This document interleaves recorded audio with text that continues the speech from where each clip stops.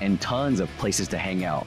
Oh yeah, now we're crushing it. Now we're at Crush Yard. Food, pickleball, games, parties. You've put up with your old shower for too long. It's outdated, unsafe, and it's time to replace it. But why struggle with a lengthy shower remodel when Jacuzzi can do it in just one day? And there's no need to break a sweat or your budget. Right now, we're waiving all installation costs, plus offering 0 interest and 0 payments for up to 1 year. So you can finally convert your old bath to a safer, easy entry shower, complete with a custom seat, grab bars, and slip-resistant floor installed in 1 day. My overall experience with Jacuzzi has been wonderful. Everything was customized to the way I wanted it for the price that I wanted to pay. I've had a great experience from start to finish. Don't take matters into your own hands. Do it the smart way. Give Jacuzzi Bath Remodel a call. There are only weeks remaining during our limited time offer. We're waiving all installation costs and offering no interest and no payments for up to 1 year. Go to jacuzzibathremodel.com or call 800-990-3162. Start your day with Good Morning Charleston. Weekday morning.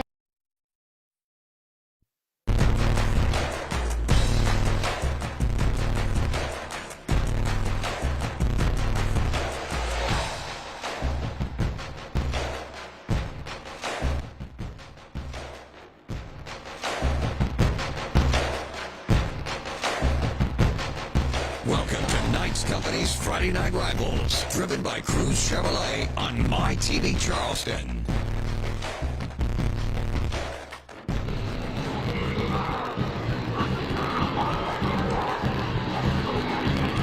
It's Knights Company's Friday Night Rivals, driven by Cruz Chevrolet. Low country football fans, brace yourself.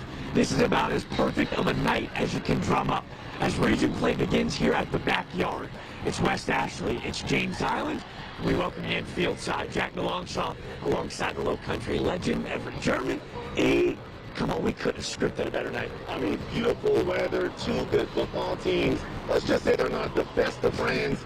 I expect it to be a solid night of football here on James Island. I'm so glad you said that. This is a very bitter rival. We saw it on the hardwood and on the gridiron as well. But what's odd, West Ashley's won this matchup 6 times in a row. But this is a James Island team with not region championship aspirations, but how about state championship aspirations? Jamar McCoy has got a real squad, and they're still really young. I mean, you talk about making an impact, the job that he's done over the past several years. You just can't really measure what he's done here at the backyard.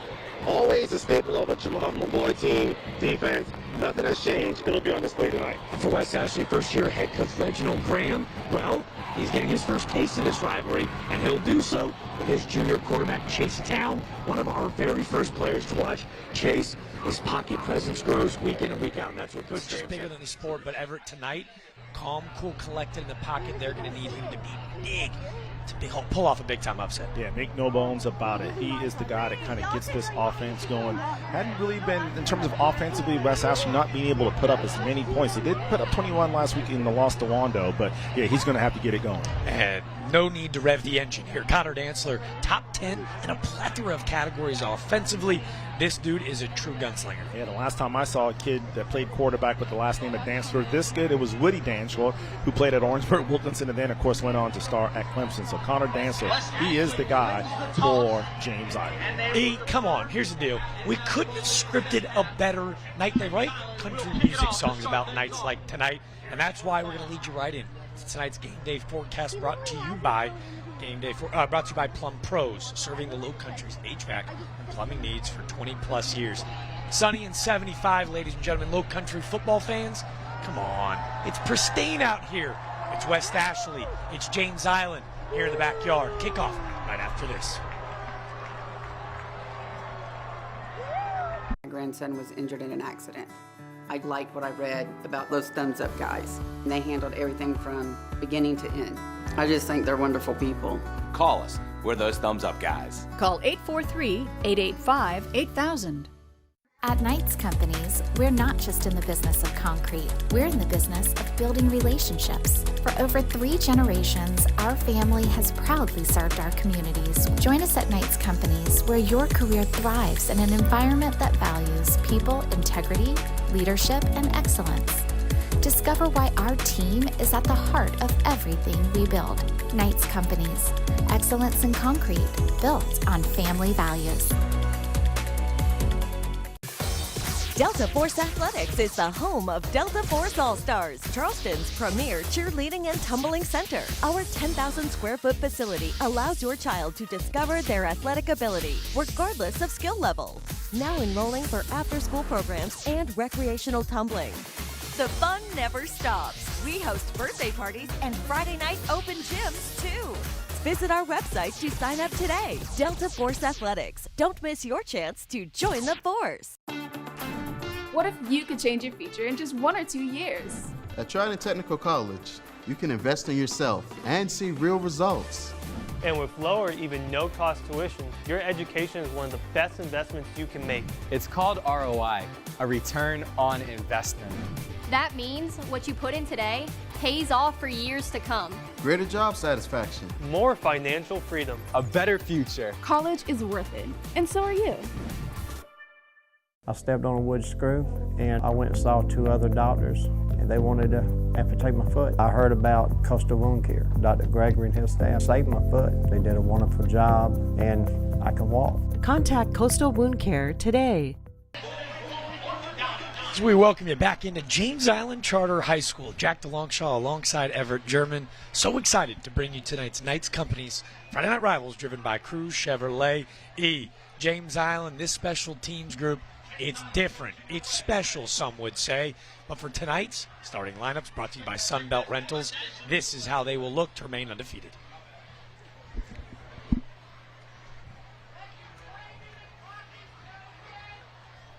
Talked about it, Jack. Connor Dancer, the quarterback, will lead the offense for James Island. Grant Palou, Joe Kendrick, Sam Crumpton, the tight end, and Jones, Harris, Vincent, Richardson, and Cooper up front. They take a lot of pride up front. I mean, that is a group that looks to dominate in the trenches. Standing back looking to receive this big kickoff is Zamarius Gladden. Palpable energy here at the backyard. One of the more tradition venues the entire low country, and a big booming kick, a touchback off the big foot of number 43. That's Jackson Mosqueda, and we are underway. West Ashley defensively, they've got a legit, I'm talking a legit D1 DN, and Mr. Bristol Biggins on, but defensively, they're going to need some others to step up. They'll have Pinckney and Bond and Crowley out there with them. Rockers, Ryder Johnson, obviously Brady Wetzel, the safety, hard-hitting.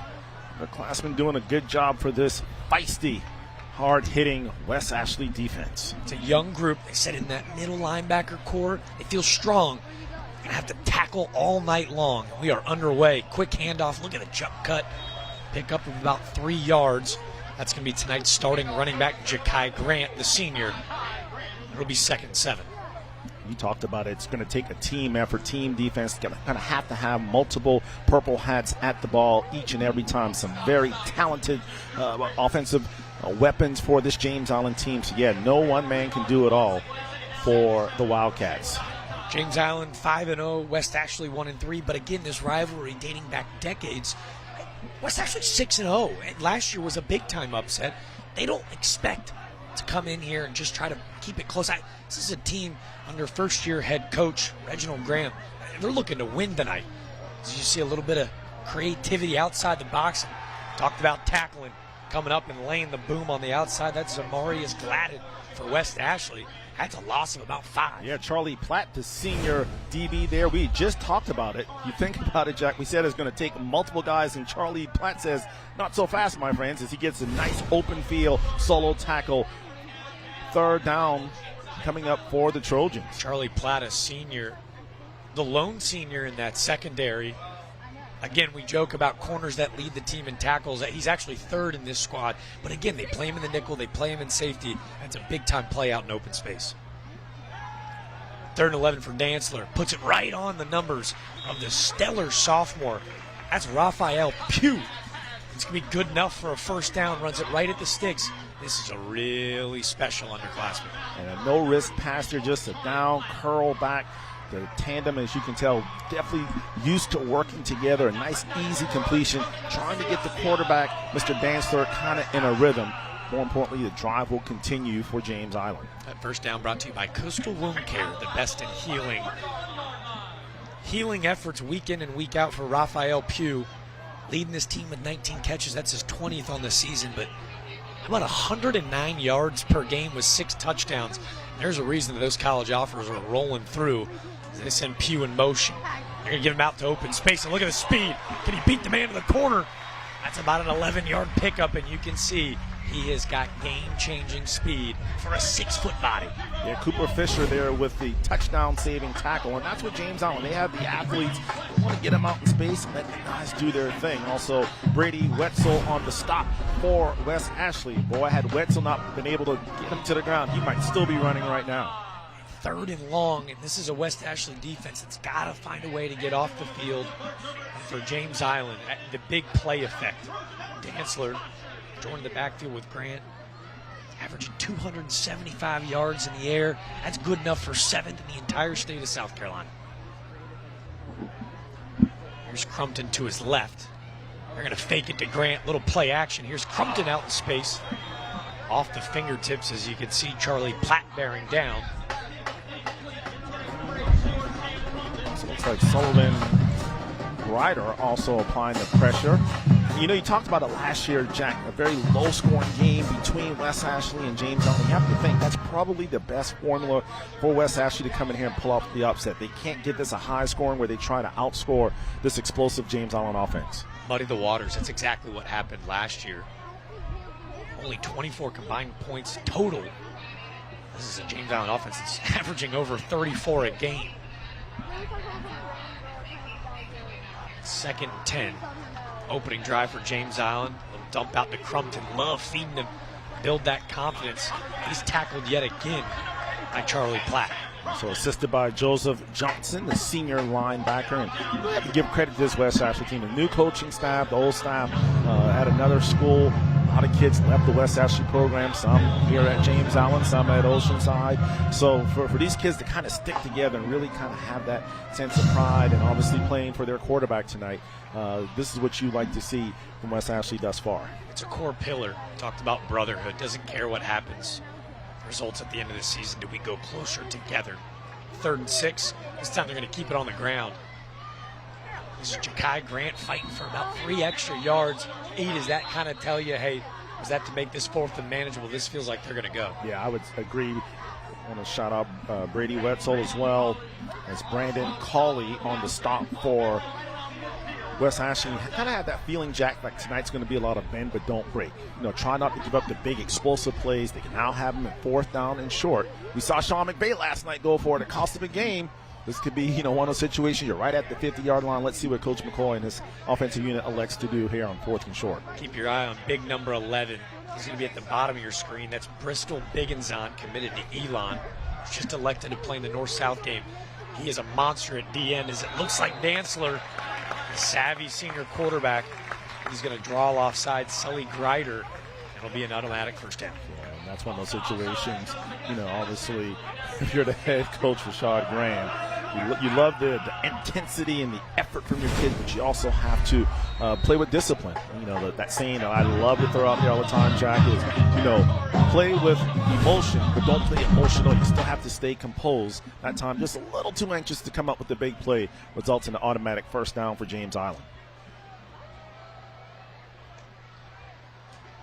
Be a screen out to the left. It's James Hurtu. He's got a ton of space, cuts it back through.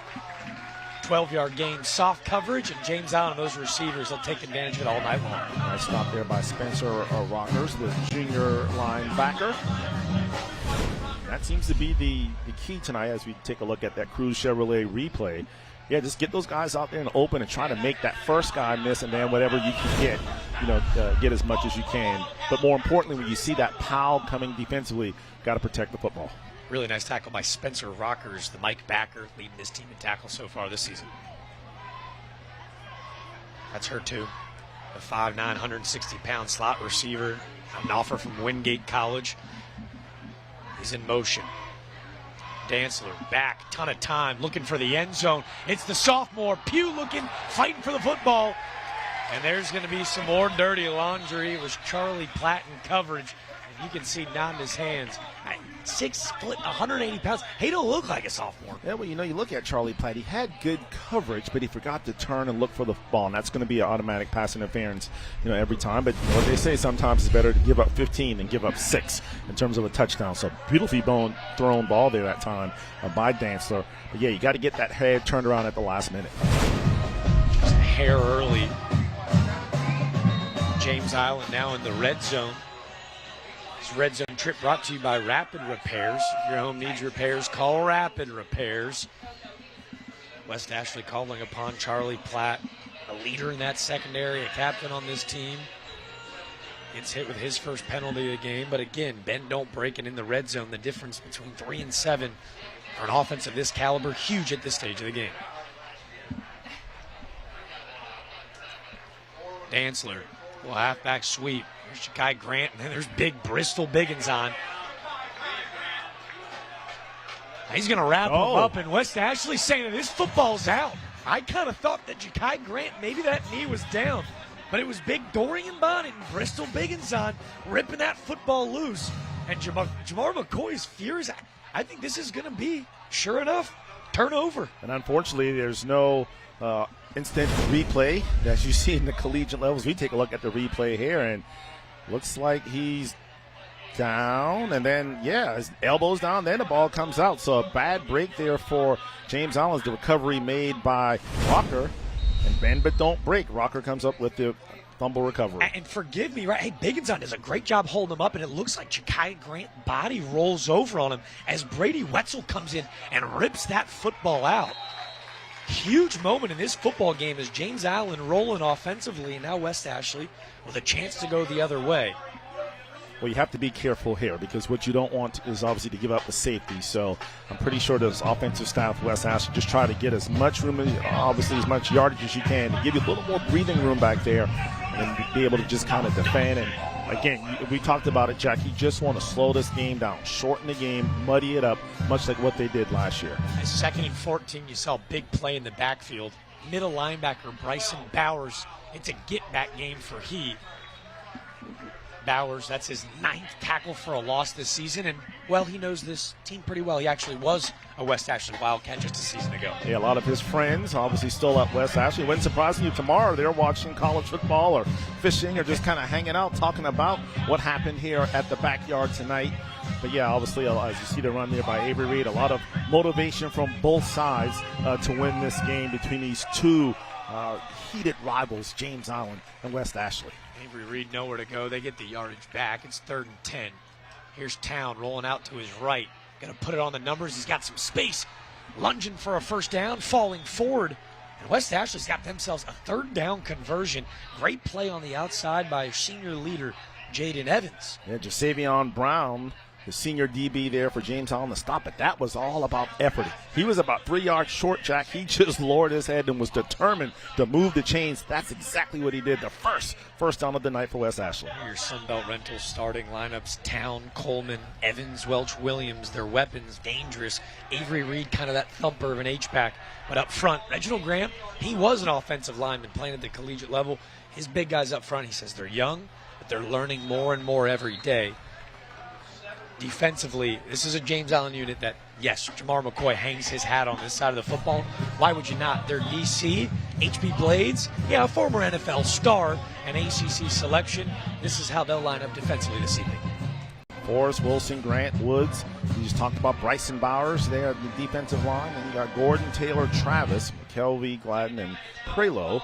So, again, a very athletic, big, physical, sideline-to-sideline defense. That's what James Island possesses. It's so funny you said, Jamar McCoy talked about it all week. He goes, I dare you to find anyone faster sideline-to-sideline and speeding into the backfield.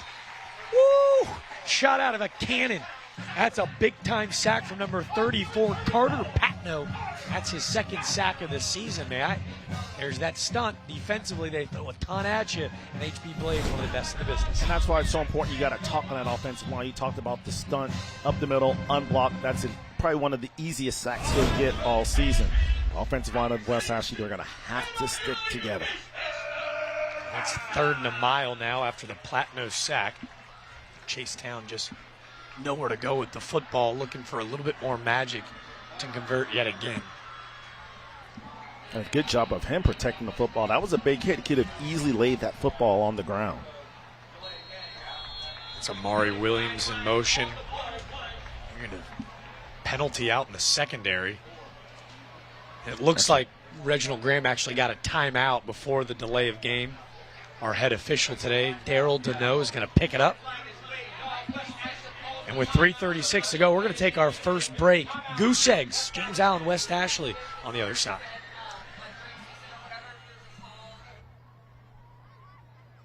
You've got a friend in the car business. Certified pre-owned GM vehicles, easy financing, and Car Bravo warranties with no payments till January. Cruise Chevy has that and more, and we're giving back to our community. Together, let's drive. CruiseChevrolet.com. Ever wonder what it's like to work at Knight's Companies? It's more than just a job, it's family. Here, you're not just another employee. You're a valued member of a team dedicated to excellence and innovation in concrete construction. We're united by our passion for building the future together. Join us at Knight's Companies, where your career thrives in an environment that values people, integrity, leadership, and excellence. Discover why our team is at the heart of everything we build. You've got a friend in the car business. Mark has told you that for over 15 years, and it's more true today than ever. Whether you're buying a new Chevrolet or a Car Bravo certified, Cruise Chevy on Rivers will take care of you. Together, let's drive. CruiseChevrolet.com. Closed captioning is brought to you locally by 1-800-GOT-JUNK. We make junk disappear. Welcome you back into the backyard for tonight's Knights Companies. Friday Night Rivals, driven by Cruise Chevrolet. A turnover in the end zone from James Allen has kept this score even apiece. Before we jump back into this drive, let's talk about tonight's keys of the game, brought to you by Cruise Chevrolet. Yeah, keys, obviously, for James Allen and West Ashley. We'll start out with, I think West Ashley, too. Can't beat West Ashley. Yeah, don't be afraid to tackle. Again, play within yourself, give it maximum effort. And then for James Island, execute your assignment. Play within yourself, spread the ball around, all 11 hats to the football. 3rd and long, pressure on the outside, great coverage, and they're going to say he got a little bit handsy. He was looking for number 13, Cooper Welch. They're going to get Deuce Prelude in coverage, and this going to be another penalty. We talk about it. Can't beat yourself. No, you can't. He's well beyond the 5-yard mark. You just can't make contact with him. He absolutely jammed him about 10 yards down the field, so they kind of impeded his progress. That's an easy call. The drop will continue. 1st down, West Ashley. I'll go back to our keys, too, you mentioned it. West Ashley can't beat West Ashley. It sounds kind of trivial, but for Reginald Graham, it's about slowing the game down. He goes, these are a lot of kids with not a lot of varsity experience. And for him, he goes, we've out-penaltied our opposing opponents, which, again, I'm sounding very much so like a broken record right now. but he goes, by almost 40 so far this season. That's 10 penalties a game. That's close to 400 yards that we're just giving away. For a young team, play clean football, and you'll be all right. Wait a minute, Jack. I just heard the announcer. They called offensive pass interference. Yeah, so it's still 3rd down. I thought it was against James Allen, but it's actually against West Ashley. They're going to decline the penalty, so it should be 4th down. I was going to say, I'm rambling up here. Reginald Graham's going to get his 2nd timeout. And OPI, a question mark. I sound like Ron Burgundy with a question mark at the end of the teleprompter. We're going to take a quick break and step away as we're going to try to figure out some things, not only upstairs, but on the gridiron as well. Get all the highlights from around the Low Country after the game on News 4 at 11. I call the Thumbs Up guys after my work accident. No matter what I had, I can call my attorney at any time. They stuck to their word on everything. If you're hurt on the job, call those Thumbs Up guys. Call us. We're those Thumbs Up guys. Call 843-885-8000. At At Contract Exteriors, we transform homes. Imagine the possibilities. Make your home new again with our expert craftsmanship and top quality materials. From stunning decks perfect for family gatherings to sleek, energy-efficient windows that brighten your space, Contract Exteriors brings your vision to life. And with our wide selection of siding options, we ensure your home's exterior reflects your style. And here's the best part: no payments for 12 months. Contact us today to start your journey to a refreshed home. Contract Exteriors, your trusted partner for home transformations. When I first came to Coastal Wound Care, I was on crutches. I thought I was going to lose my leg, but Dr. Gregory assured me that he had everything under control. Now I'm at the point where I'm able to walk and the wound is healed. Contact Coastal Wound Care today and start healing. We welcome you back into the backyard. All right. Everybody take a big, deep breath. We've got it figured out. It's Knights Company's Friday Night Rivals, driven by Cruz Chevrolet. They did call it an OPI on the bottom of your screen. West Ashley still trying to get things figured out. They had their offense back out. They're pulling him back off the field, a knee. I kick it to you. You're far smarter than I. What's going on? I don't know. We both thought it was defensive pass interference, but they're saying no, it was against the wide receiver from West Ashley in terms of Cooper Welch. So when it's all said and done, it's 4th down and looks like about 19. The punt team is on for West Ashley. It looks like Brandon Cawley maybe back punting for the Wildcats. It's going to be number 43, Jackson Mosqueda. He did the kickoff duties as well. Shadow of the field goals right bearing on him. James Island brings some pressure. Received at around the 38. Here's a whole lot of space by James Hurtu. Can he beat the man to the pylon? Cutting it back upfield. Tackled right at the 1-yard line. Great work by Mosqueda. And James Island, in the blink of an eye, right back in the red zone. Cooper Fisher saved that punt return for a touchdown. He was able to wrangle him out of bounds at the 2-yard line. Jack, you just mentioned it. The special teams at James Island are special. How about this? I've been all season long saying, hey, punt returners, come up and catch the football. Don't lose 10 or 15 yards in a row. That was heavy traffic congestion. He was not afraid to come up, field the punt, and Hurtu, not him too, but Hurtu almost took it to the house. He is him. Hurtu and Pugh actually receiving offers at Wingate on the exact same visit. Looking to keep it in-house, why wouldn't you? James Island's second trip to the Rapid Repairs red zone, looking for points this go-around. Dantzler out to his left. A little bit of miscommunication as they get a bit tangled up. He was looking for Hurtu, trying to cash in his great punt. And when he looks at the film tomorrow, he's going to say, I could have absolutely taken my time, let Hurtu clear all the traffic and lobbed it out there to him. So missed opportunity as we're in the Rapid Repairs red zone, but just not able to connect. However, 2nd down and goal, Jack, from the 2.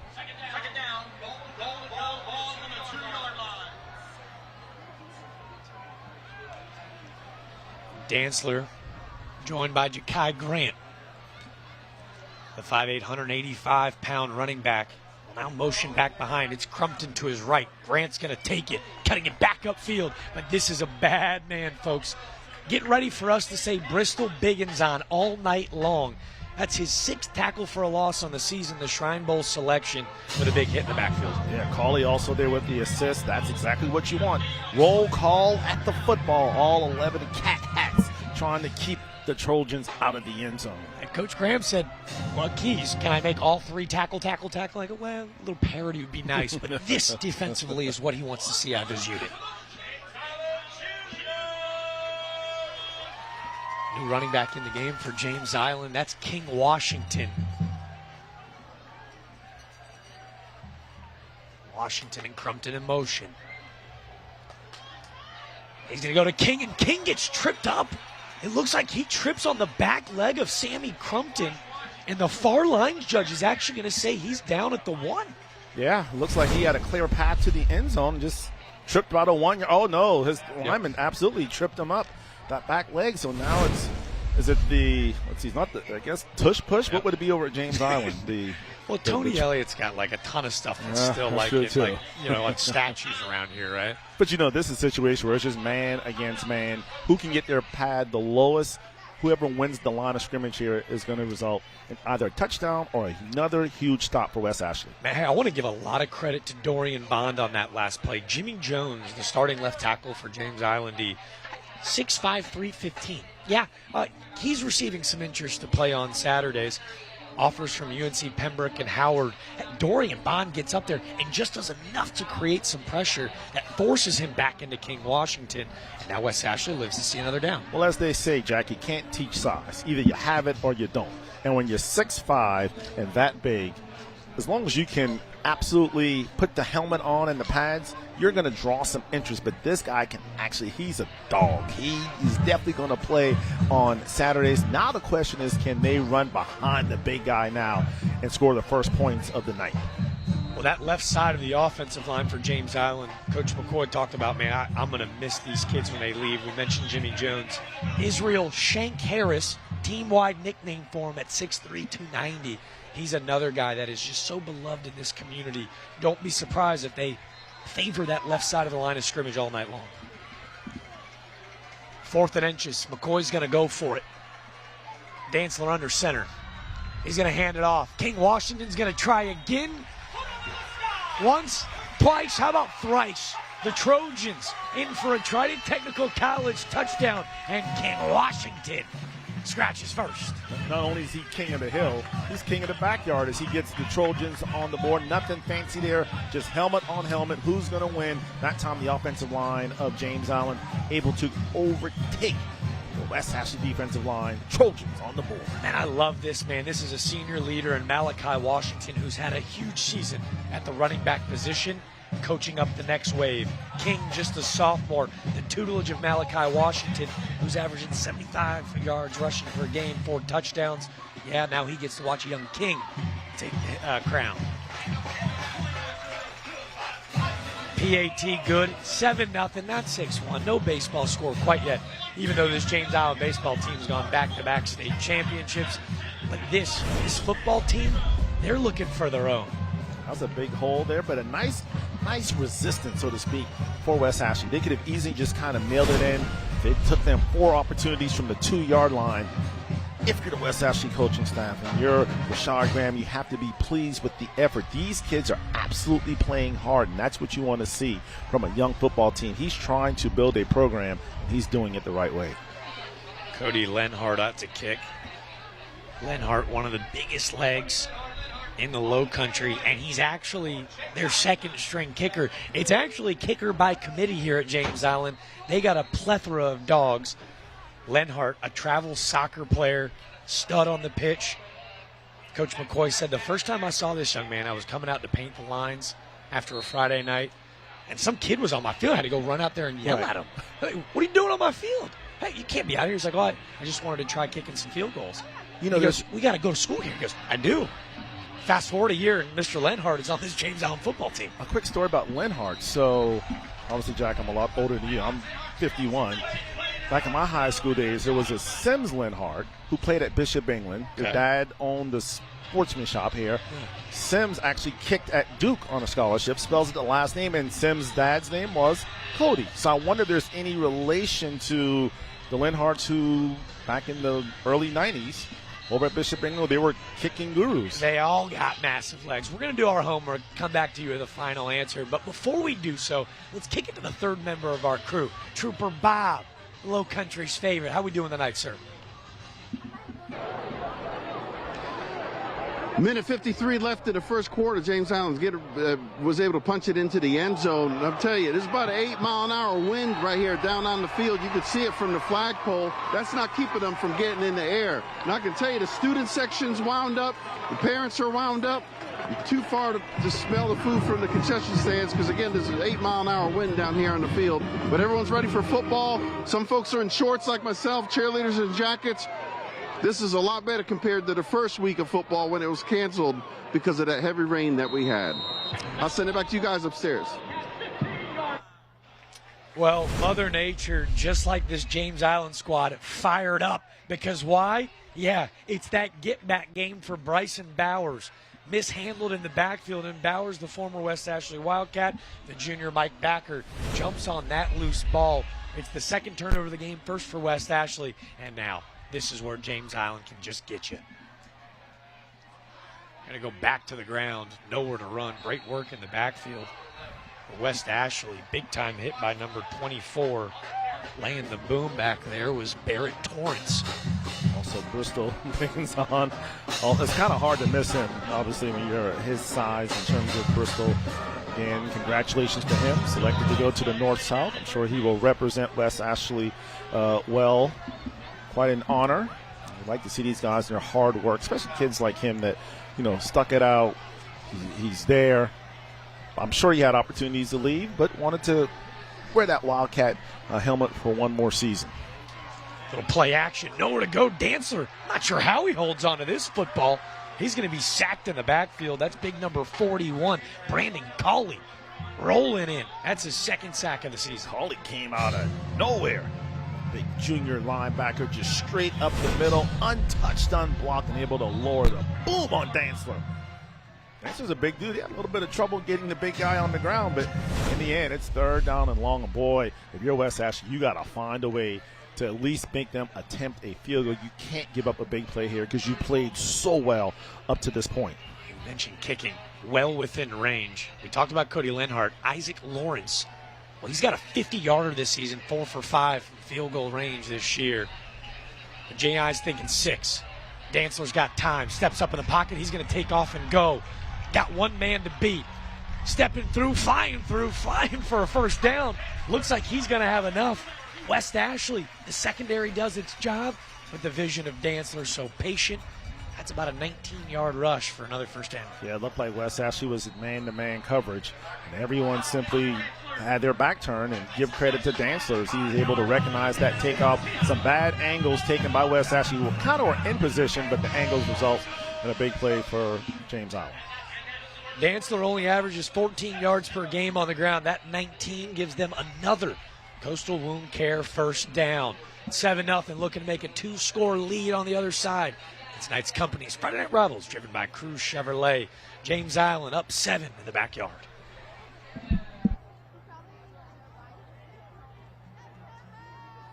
AC struggling? Charleston Electric and Air has you covered. From expert electrical work and generator installation to fast, reliable AC repair. We keep your home powered and cool. One expert team, trusted for power, cooling, and comfort. Thank you for allowing our family to serve your family at Charleston Electric and Air. 100% satisfaction. Your comfort guaranteed. When your project demands the best, turn to Sunbelt Rentals. 10 branches conveniently located in Charleston, Sunbelt Rentals helps you get things done with an expanded mix of tools and equipment. With over 14,000 pieces of equipment, expert advice, and reliable service, we help pros and DIYers tackle any job, big or small. Rent from Sunbelt Rentals, a company proud to be involved in the community and schools. Sunbelt Rentals, making it happen for our customers. Visit us today. This is you. This is you with Crush Yard. With Crush Yard, you pickleball. With Crush Yard, you catch it all in our sports lounge. With Crush Yard, you feast on feel-good, chef-crafted food. And then you game, and game some more. So, which would you rather be? You or you with Crush Yard? Food, pickleball, games, parties. See you down at the yard. Honey, the AC stopped working. Call Plum Pro Plus.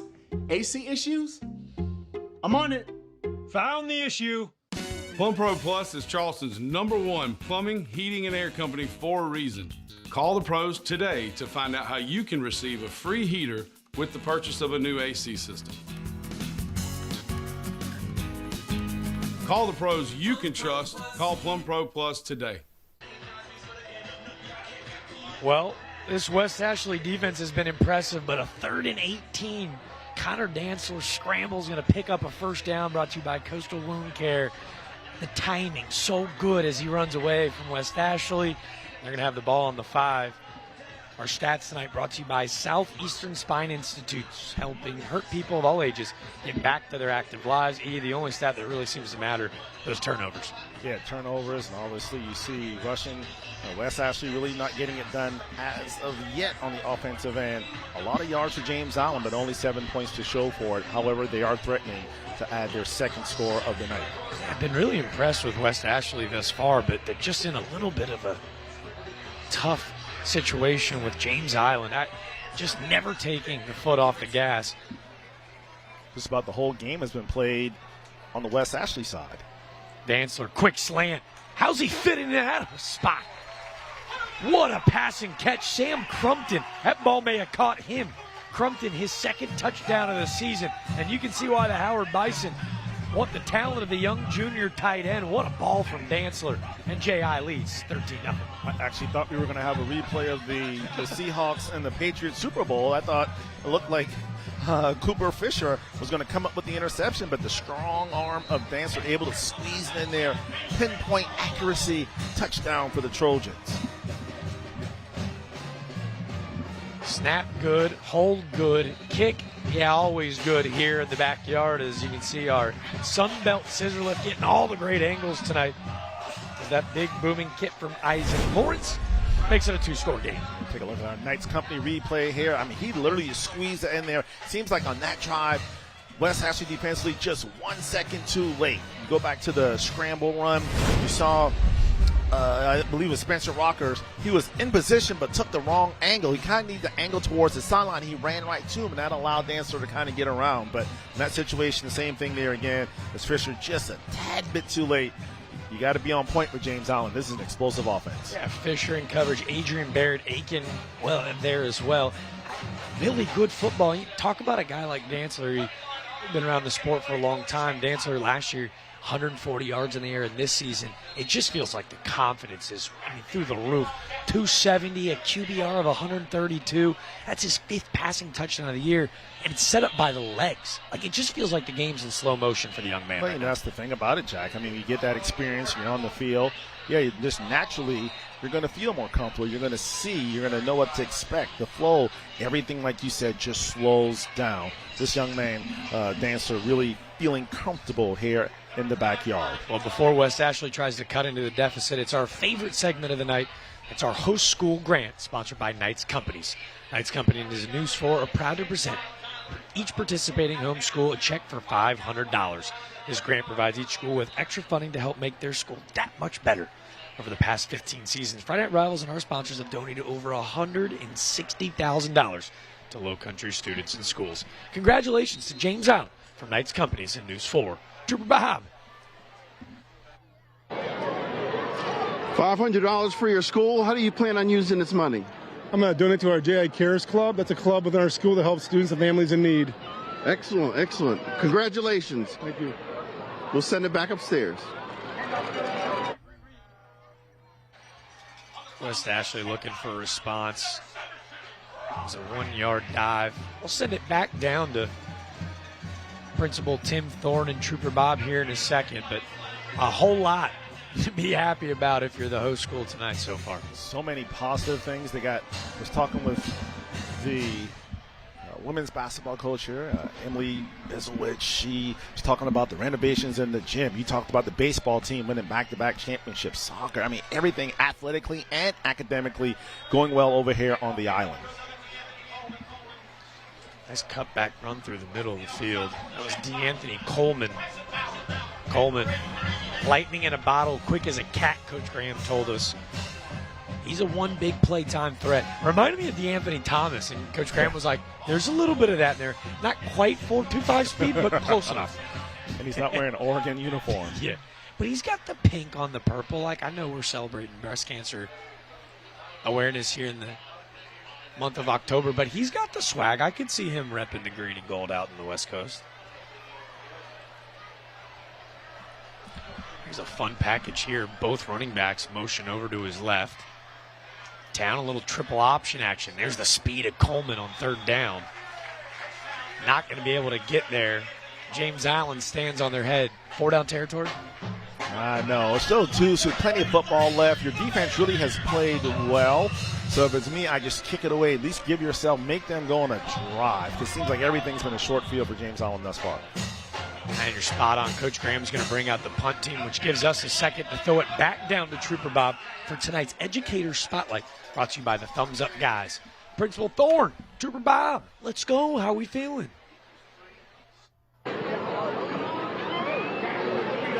I'm in the principal's office. This is his domain, so I'm in his office right now with Principal Thorne. Nice to see you again this year.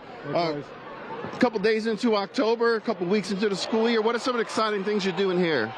Well, the kids have been great. We're looking forward to an excellent report card. Basically, we have a kind of good ship going on. We just keep on doing what we're doing, and it's about the kids and the students, and they're just phenomenal. And you mentioned about the sports, the baseball and the football. Yeah, for the past 5-6 years, our programs have really excelled. It's because we added a strength program in the off season. Our kids are bigger, stronger, faster than ever. And our baseball team won the 4A state championship 2 years ago, and repeated last year by winning the 5A Division I state championship. So it's been really exciting. Our sports teams are excelling, and it's just fun to see.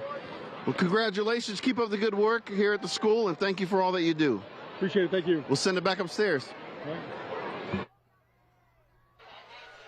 West Ashley fans are going to be furious with us. Every time we cut away, it's a turnover, and James Allen back in the red zone.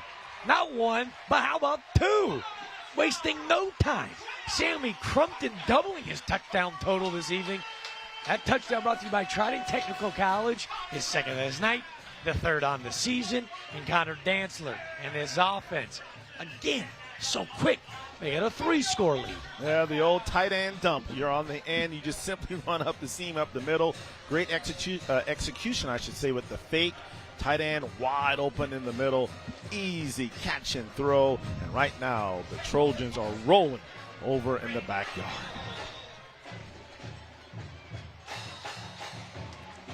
Two turnovers now for West Ashley that proved to be extremely costly. Not only is James Island able to execute, they do it quickly. Dantzler to Crumpton. Ooh, buddy. That connection on Fuego this evening. It's Knights Company's Friday Night Rival, driven by James Island. We'll see you on the other side.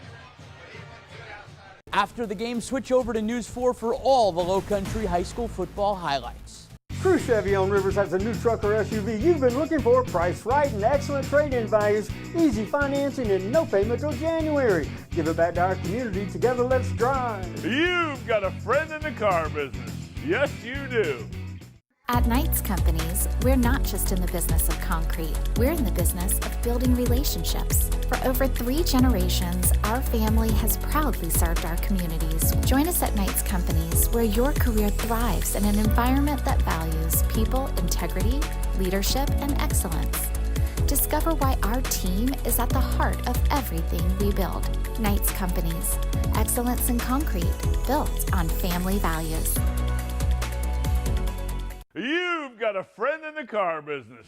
Certified pre-owned GM vehicles, easy financing, and Car Bravo warranties with no payments till January. Crew Chevy has that and more, and we're giving back to our community. Together, let's drive. CrewChevrolet.com. 21-0 here from the backyard. James Island cruising out to a comfortable lead in E. Turnovers have been costly. Coach Graham said West Ashley can't beat West Ashley, and so far they have. Well, and that's a situation when you're trying to pull off the upset. You have to play nearly perfect football. You can't have penalties. You can't have turnovers. And, well, West Ashley's had both. So still plenty of football left, but it's obviously an uphill battle. It is very important that on this drive they string together a couple of first downs, get something going. They absolutely cannot afford to have a 3-and-out. But tonight has really been all about response all season for West Ashley. 1-3, but just 2 weeks ago before their bye week, a loss to Wando in double overtime, 24-21, and that was a game that could have gone either way. And it's really excited to see how this team would respond going into their first region matchup of the season. This ball flies into the end zone for another JI touchback, and this drive, not to hit you with the most obvious broadcast cliche of the season, but this is big for Chase Town and West Ashley's offense. and you talk about you've had a frustrating season, you're 1-3, you're just trying to find something positive. And so, when you're undermanned, and obviously James Allen right now the better team thus far through this game, you have to just find something positive, something that you can build on, because at the end of the day, and we both know this, Jack, this is not a one-year thing. You have to think big picture, build that foundation. Let's see what the Wildcats come up with. Here's the speedy running back Coleman cutting it back upfield. 2-yard pickup. Nice tackle on the outside. That was True Wallace. Gordon in on the hit. I saw Tony Forrest also on the stop for the Trojans. We talked about it early in the contest. This is a fast, hard-hitting defense that they absolutely are going to run sideline to sideline. You're not going to be able to turn the corner on them. Very impressed with what I've seen from this James Allen defensive unit. Yeah, no concerns for Coach McCoy on who's going to get off the bus first. They're all gigantic, right? But it's speed sideline to sideline that's been so astounding. Second and about 8. Towns going to hand it off. It's Coleman again. Looking to beat the man in the corner. Can he beat the safety? No, it's not DeAnthony Thomas. It's DeAnthony Coleman. Boogity, boogity, boys. Let's go racing. House call with the exclamation point, and we just mentioned they need something positive to happen. Boy, did you see the afterburners, the pull-away speed. No chance of catching the jet. Boy, was that impressive. DeAnthony Coleman. Put some respect on his name. A 69-yard run for DeAnthony Coleman. It's his 5th touchdown of the season. He's got a kickoff return for a touchdown. The speed evident. This senior, come on, pick up the phone. Are you kidding me? He simply outran the defense. The blocking was there, and then the rest was just on him. And he simply outran, as we see the extra point here. Low liner. It looked like, man, Zamarius Gladden almost comes flying in and blocks it. But the West Ashley fans that traveled across the Ashley River fired up. Let's take a look at the Knights Company replay here. Nothing fancy. Missed tackle there. Missed tackle and gets back again to bad angles. That's a situation where he literally should have been tackled about 4 or 5 times, and then you see Sammy McKelvey not able to get him down. And once you are chasing and seeing the back of his jersey, good luck, my friends. That guy can flat out fly. I made the joke about DeAnthony Thomas running the 4.25. That looked 4.3 to me. Yeah, I mean, and people had the angle on him, and he still outran them. Tyler Hunter and Jace Graham, left tackle and left guard, helping clear the way. I want to give a lot of credit to Cooper Welch and Amari Williams on the outside, the receivers blocking downfield. And DeAnthony Coleman says, not so fast, cuts it back to a 2-score game. And when you have a big physical defense like James Allen, all you need from your offensive lineman is just give them a chance. It would just dance, do whatever you got to do, hold them up for 2 or 3 seconds, and then let our guys do the rest. Good job by that offensive line of West Ashley. This game's so deceiving to this point, 21-7. But really, defensively, I've been impressed with West Ashley. You don't turn the ball in the red zone twice. It's a totally different contest. And you think about it, I mean, really, this West Ashley defense has been on the field for the majority of the game. The offense not really able to assist in that first quarter. So, yeah, they're holding their own. Unfortunately, with the big run by DeAnthony, is now the defense is going to have to go right back on the field. Not much of a breather. I'm not sure if they've got the O2 tanks over there or some IVs, but Bristol Biggins on in this West Ashley defense looking to get a stop. They have not come easy. They forced a turnover on that first drive, a fumble on the one, they unable to convert. Can they now get a stop and let their offense get back onto the field? Look at the crowd, both student sections showing out tonight. West Ashley, as you mentioned, making the trip over to James Allen. The James Allen fans, student section packed as well. As big as the game this is, you really want to see a bunch of people that don't like each other. Let this be a basketball game in the building right next door. Last year was a buzzer beater that was featured on SportsCenter between these two teams as Dantzler. He's going to have some airtime on Saturdays. There's a penalty in the backfield, but he, for the first time tonight, finds big number 85. That's Jay Morris. Tight end galore here. Looks like this James Allen offense looking like the old New England Patriots, the 2 tight end set.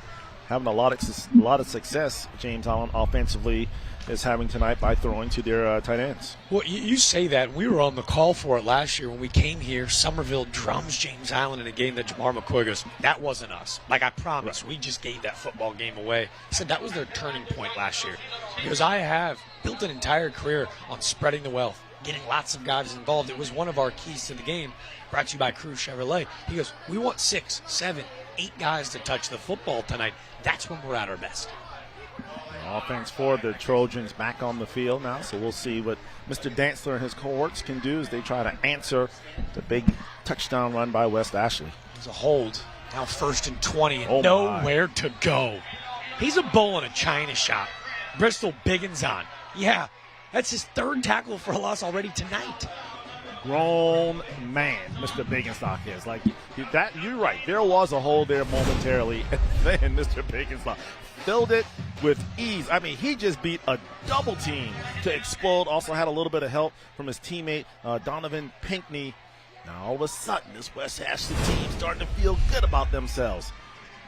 Remember, it was that 3rd and 19 run where Dantzler able to escape and set up that touchdown from King Washington. The key now for West Ashley, can you get off the field? It's 2nd and 24. Dantzler out to his left, directing traffic. He's got a man all wide open. Can't stay on his feet, but good enough for a 44-yard bomb. That's number 14, the sophomore slot, Jordan Kendrick, with a dagger of the West Ashley defense. Broken coverage in the secondary, a scramble drill. What a job by the quarterback, Connor Dantzler. You saw him directing traffic. Most young quarterbacks would have just taken off. He was like, no, I'm going to buy time, waved his wide receiver down, and had he been able to get it ahead of him, that would have been the 27th point of the night. Good job by him coming back, making the catch. Big play for the Trojans. Now James Island going to a little bit of a quick tempo. 8 minutes to go here in the second quarter. Trips at the top of your screen. Ja'Kai Grant to his right. We're going to get another yellow hanky. It's going to be a false start. Be a false start in James Island, but I want to see him direct traffic just yet again. Well, let's take a look here at the replay. You'll see what I'm talking about. As you see, he's just moving in the pocket, slides left. Could have taken off here, but you see he'll wave his guy down like, go, I'm going to throw it to you. And a good job of, instead of scrambling back to the quarterback, he took off, went up the field, and that's why Jordan Kendrick able to come up with the big catch. It's a false start on the right side of that line of scrimmage. Going to make it 1st and 15. First catch of the night for Kendrick, his 15th on the season, but he's a big play threat, as this one's just going to go right off the hands of the 3-star long snapper and backup tight end, Jay Morris. You know, I'm looking at Bristol, big time. Number 11, West Ashley, defensive end. Say it. And I'm trying to figure, he looks like one of the Bosa brothers. Maybe one of the Watt brothers, could be JJ, or, you know, the dude's just a monster. I got a name for you. You're a Clemson guy. Yep. I see a lot of Brian Brzee. But Brian's like thicker. Yeah. That dude is like, yeah, he can go. He's got height and he can go. And he's just held. He was going to say, it's going to be another hold. And I can't blame him. Seriously, he's just a monster. And they move him all over. As Dantzler was hit a little late out of bounds, he was looking for a penalty. Thought it was a really nice play by number 41 of West Ashley, Brandon Cawley. Yes, I think it's safe to say they may have to chip him, because I don't think anybody can block Biggins on one-on-one. He broke the double. There's your offensive line coach for James Island. How do you guard this guy? As you see at the top of the screen right here, the guilty party for James Island. Yeah. That's one way to slow him down is just to hold him. Oh, wow. Interesting decision by Coach Graham. He says, I don't care how far back you want to go. They're going to decline the penalty, which would have made it 2nd and 23. It's going to be 3rd and 13 now. You like the decision? Ask me after this play. Oh, we've got the best jobs in the world. And I'll let you know. Here's another hanky. There you go. Smart play, because now it's 3rd and 18. You can see Biggins on. Yeah, big brain move. Chestnut checkers. I'd jump a little early if I was staring at Dorian. Dude, he's trying to get out his stand so fast to cut the side off from getting to the quarterback.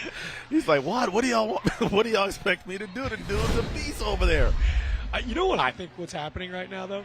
I think we're jumping up front You can see, yep, right there on the left side. Looks like almost miscommunication on the snap count. That's the one bad thing when you're an offensive lineman. You're massive. If you move, there's no hiding. Like, Yeah. we're going to see. That's Jimmy Jones, 6'3", 315, no hiding. Jimmy is a grown man. There's a grown man out here on this field tonight. Nickname, Jimmy the Sledge Jones. Little tunnel screen. You're going to go back to Crumpton, who's already got 2 touchdowns tonight. It's only going to be about a 6-yard pickup. It's well done. Talk about roll call to the football. Several dudes there. Brandon Colley, Spencer Rockers in on the tackle. It's going to force a 4th and long. Got to usher out the James Island special teams here. Gamble paid off. So good job by that West Ashley defense. You're right. Dangerous pass, but able to complete it. Not able to pick up the first down. Man, I didn't give enough credit to Dorian Bond. You can see a nice jersey tackle from behind. Bond, how often do you see those big D linemen up front? Bond's got 42 tackles on the season in just 4 games. That's a good job of shedding the block. Now, if you're Charlie Platt, you want to move up and stand on the 10-yard line. Then he punched it over your head, then let it go into the end zone. A spiraling kick. He does just that. That ball's going to dribble into the end zone. West Ashley will take over at the 25. We're going to take a quick break with them down on the field. A 14-point lead for JI, but West Ashley a chance to keep cutting into that deficit.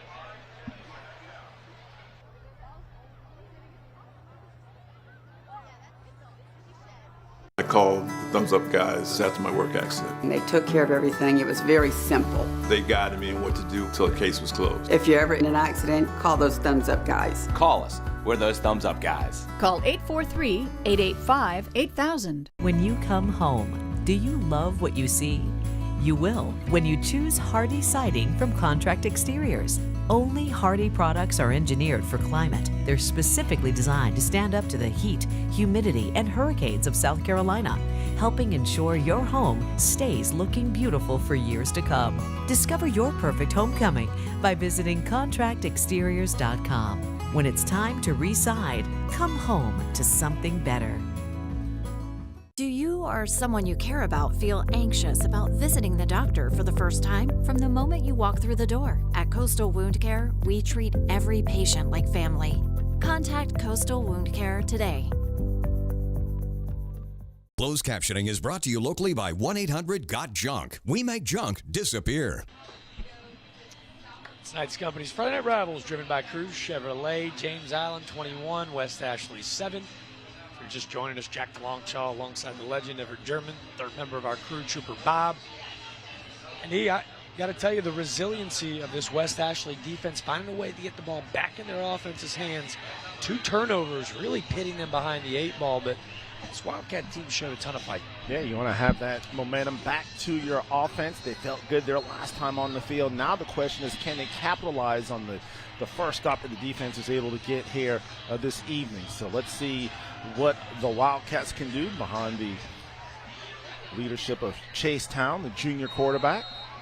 And obviously, Jack will get to his story a little bit later today, but tonight, I should say, but just to have him on the field, I think says a lot about that young man and his determination to win and character. Town will hand off. That's Avery Reed, the H-back, for a gain of about 2. Talked about Chase Town, an emotional story that we wanted to obviously bring up with a ton of respect to not only the Town family, but this entire West Ashley community. Chase actually losing his dad, Chuck Town, earlier this week. The funeral held on Tuesday.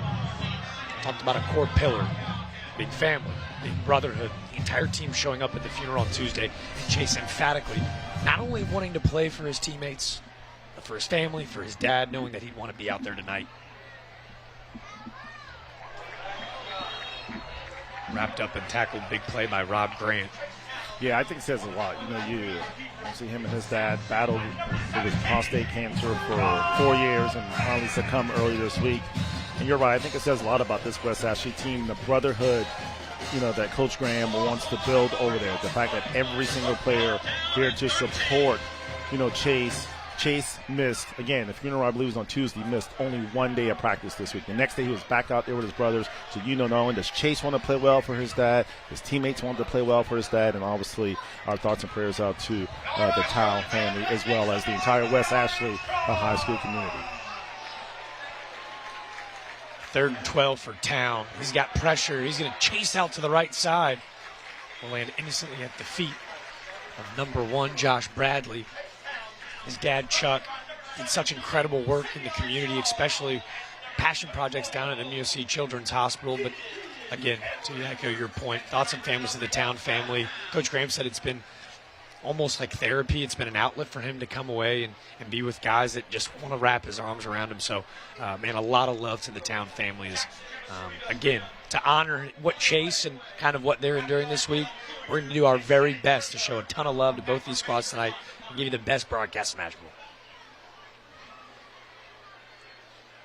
Big booming punt from Mosqueda. He's been active tonight. Caught it around the 36. Boom! What a hit! Special teams, special players, and Jaden Evans. We talk about punt team coverage. The gunner got down the field. Perfect timing. Had he gotten there a second earlier with a penalty flag, if he got there a second later, it could have been a big return. But on the spot was Jaden Evans. Big play by the Wildcats. Senior leader laying the boom. James Hurts, I'm not sure how he didn't drop that football. And maybe some more insight on that play as we kick it down to our 3rd member, Trooper Bob, for a quick field report.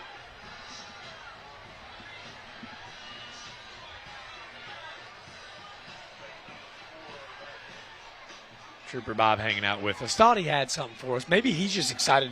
Threw on the pads, too. He wanted to go hit somebody. As we'll make sure to check back in with him. As James Allen, this offense, back out on the attack. Here's Raphael Pugh yet again. Dantzler with a quick 8-yard tunnel screen, making it 2nd and 2. Yeah, Bristol just, down the field, not giving up on the play. I mean, the man's 8 yards down the field. Bristol big inside. Just the pursuit.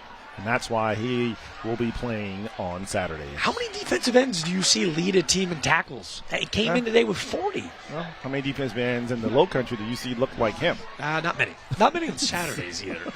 True. You're right. Such a high motor at that position as well. The reason that the Shrine Bowl honored him as a North-South selection this week. Here's Dantzler. Ton of time yet again. Nice head fake. He's going to take another shot downfield. Platt in coverage. P wants the penalty. He's got it. Yeah, tough night for Platt tonight. That was one that I don't even know if that ball could have been caught, but he did indeed interfere with him. So that'll be the 2nd pass interference penalty against Charlie Platt tonight. Jamar McCoy talked about Pugh and what he brings to the table. And before we dive into that story, again, we got him. He took the pads off, guys. Trooper Bob, our 3rd member. Quick field report. What you got for us, Bob?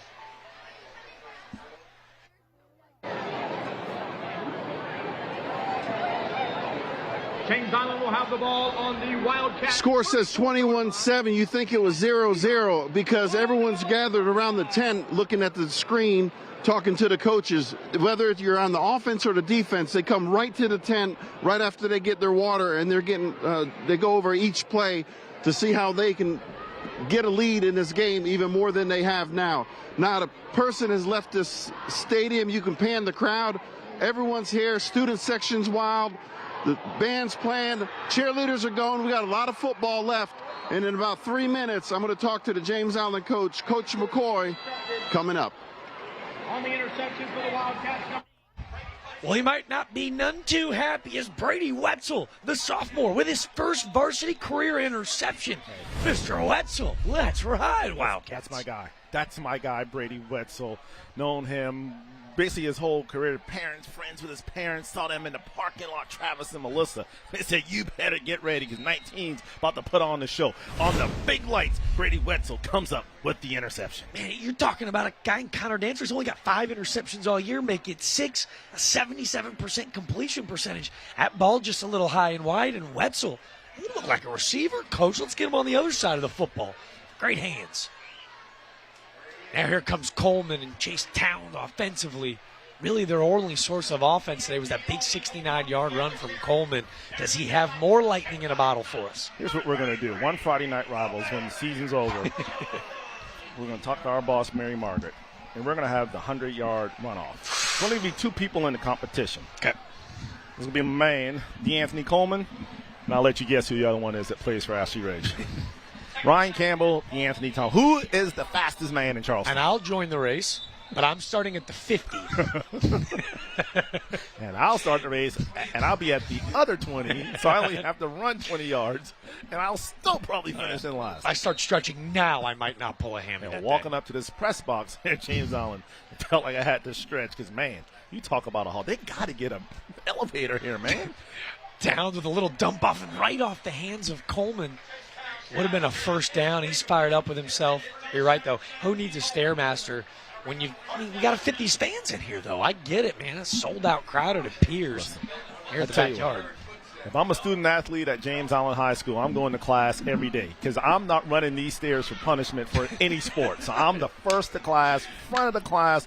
I'm not tardy. I will be on time if I'm a student athlete at James Allen High School. Well, we get another turnover and more penalties. Jamar McCoy, I know where he's going to have his boys on Monday. 3rd and 6. 2:30 to go here in the first half. It's Town. It's going to be a little bit of a counter run to Coleman and nowhere to go. Wrapped up and tackled. Really nice play defensively by Dawson Wilson, the senior D tackle. 6'1", 230. That's going to be his second TFL on the year. Jamar McCoy's going to take a quick timeout. They want more points before the half. Yeah, I don't blame him. 2:19 left on the clock, an opportunity to have as much time. Obviously, we know about the ability of Connor Dancer. So, yeah, you want to give him as much time as you possibly can. As we all know, Wes Ashley will get the ball to start the second half.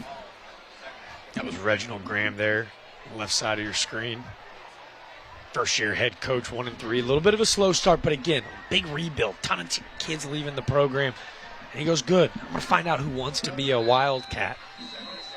For him, graduate of CCU, upstate guy, looking to bring a ton of pride. And take a look at that visiting student section. The love and passion for West Ashley athletics, man, so evident every day. You know, it's somewhat similar to what Coach McCoy did here at James Allen. Had to really kind of build it back up, and now, boys, he created a very proud program again here at James Allen. We've seen some tough snaps. Here's Mosquito again. They fire a low liner of a punt. Oh, that almost muffed, running away from the defender, though. He's got space to go. Zamarius Gladden going to be tackled out of bounds at around the 36. Looked disastrous, but he took your advice. Come up, take the football, no fear. But we do have a hanky.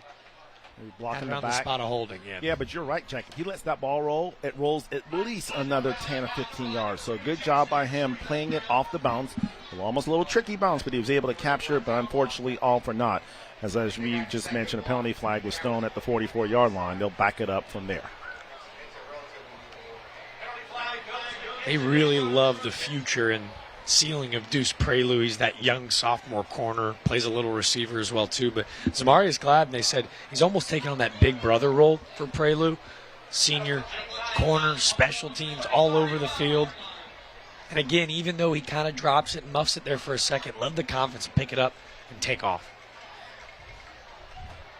It's a little over 2 minutes left. It'll be interesting to see what James Allen can do here. We know they have that quick strike ability. Let's see the approach taken by James Allen. Just the timeout left for Connor Dancer in this offense. 2:06 to go. We're going to get another whistle, this time at the top of the screen. And if you're Jamar McCoy, you look at him and got his hands on his knees, like, guys, what are we doing? But these are the teachable moments. You know, this makes film study. Because when you are winning, James Allen 5-0, feeling good about themselves as they should, but there's always room for improvement. So when he pops in that tape and he can say, hey guys, these are the little things, the walking in the back, the jumping off sides, the late hits, the pass interference. These are things that sometimes can be the difference between playing well into November and obviously having your season cut short in that first week of November. Coach McCoy said the biggest fraud in football is success. We fight complacency every week. They have not played a game close all year. Everything has been a 3-score contest. They want to continue to lower the shoulder, if you will, theoretically in practice every day as Dantzler. Oh, God. Oh, come on. Look at Brady Wetz. My man is all 160 pounds out there playing safety. He's just out there just sticking people. They're just out there sticking people. Coming up from the safety position, looking to mix it up. Those are the types of players that Coach Graham wants for this West Ashley football team. Guys that are just tough, going to battle to the end. Dantzler, 2nd and 9. He's got his tight end again, Sammy Crumpton. Have yourself an evening, his 4th catch. This one goes for about 12 and good enough for another first down. I think that was Supreme Walker on the stop. No, actually not Supreme Walker, but looks like Adrian Barrett-Aiken on the stop for West Ashley. And, man, these tight ends have been a big weapon for this James Allen offense all night long. They've had a lot of success getting the ball to the big guys. That first down brought to you by Contract Exteriors. Trusted for siding and decking and all things exterior from kickoff to finish. Yeah, interesting. I thought we got a penalty there. Yep. They actually spiked the football. With a minute 26 to go. Saw some movement up front. May have jumped a little bit early, but it was actually because Dantzler snapped it and quickly downed it. I'm talking about trust in your offense. Still a lot of time, but 2nd and 10. Pair of receivers at the top and bottom of your screen. A lot of time. This one at the feet of Jordan Kendrick. It's going to force a 3rd and long. And it looks like West Ashley's playing man-to-man across the whole secondary, that back line. So maybe this might be a great opportunity to run a wheel route, something where you kind of get guys crossing and maybe kind of a rub play. We've seen the ability of these James Allen wide receivers and their athleticism. Let's see what the Trojans come up with here on 3rd down. It looks like once again West Ashley in a man-to-man. And again, Isaac Lorenz, the kicker for James Island, he's got a field goal of 50 yards today. They're looking at about 24 more to get into his range. First, they need a first down, and he's got all day. Dantzler finds his guy right on the numbers. Nice tackle by number 21, Adrian Barrett-Aiken. But an even better job of running at the sticks. Great catch, number 14, Jordan Kendrick. So impressed with the composure of Connor Dantzler. Does not allow the defense to speed him up, takes his time, allows his guys, his wide receivers to work open, and hits them every single time. Up tempo. Dantzler finds his slot receiver. Hurtu flying forward. I mean, they're so dangerous when they get going like this.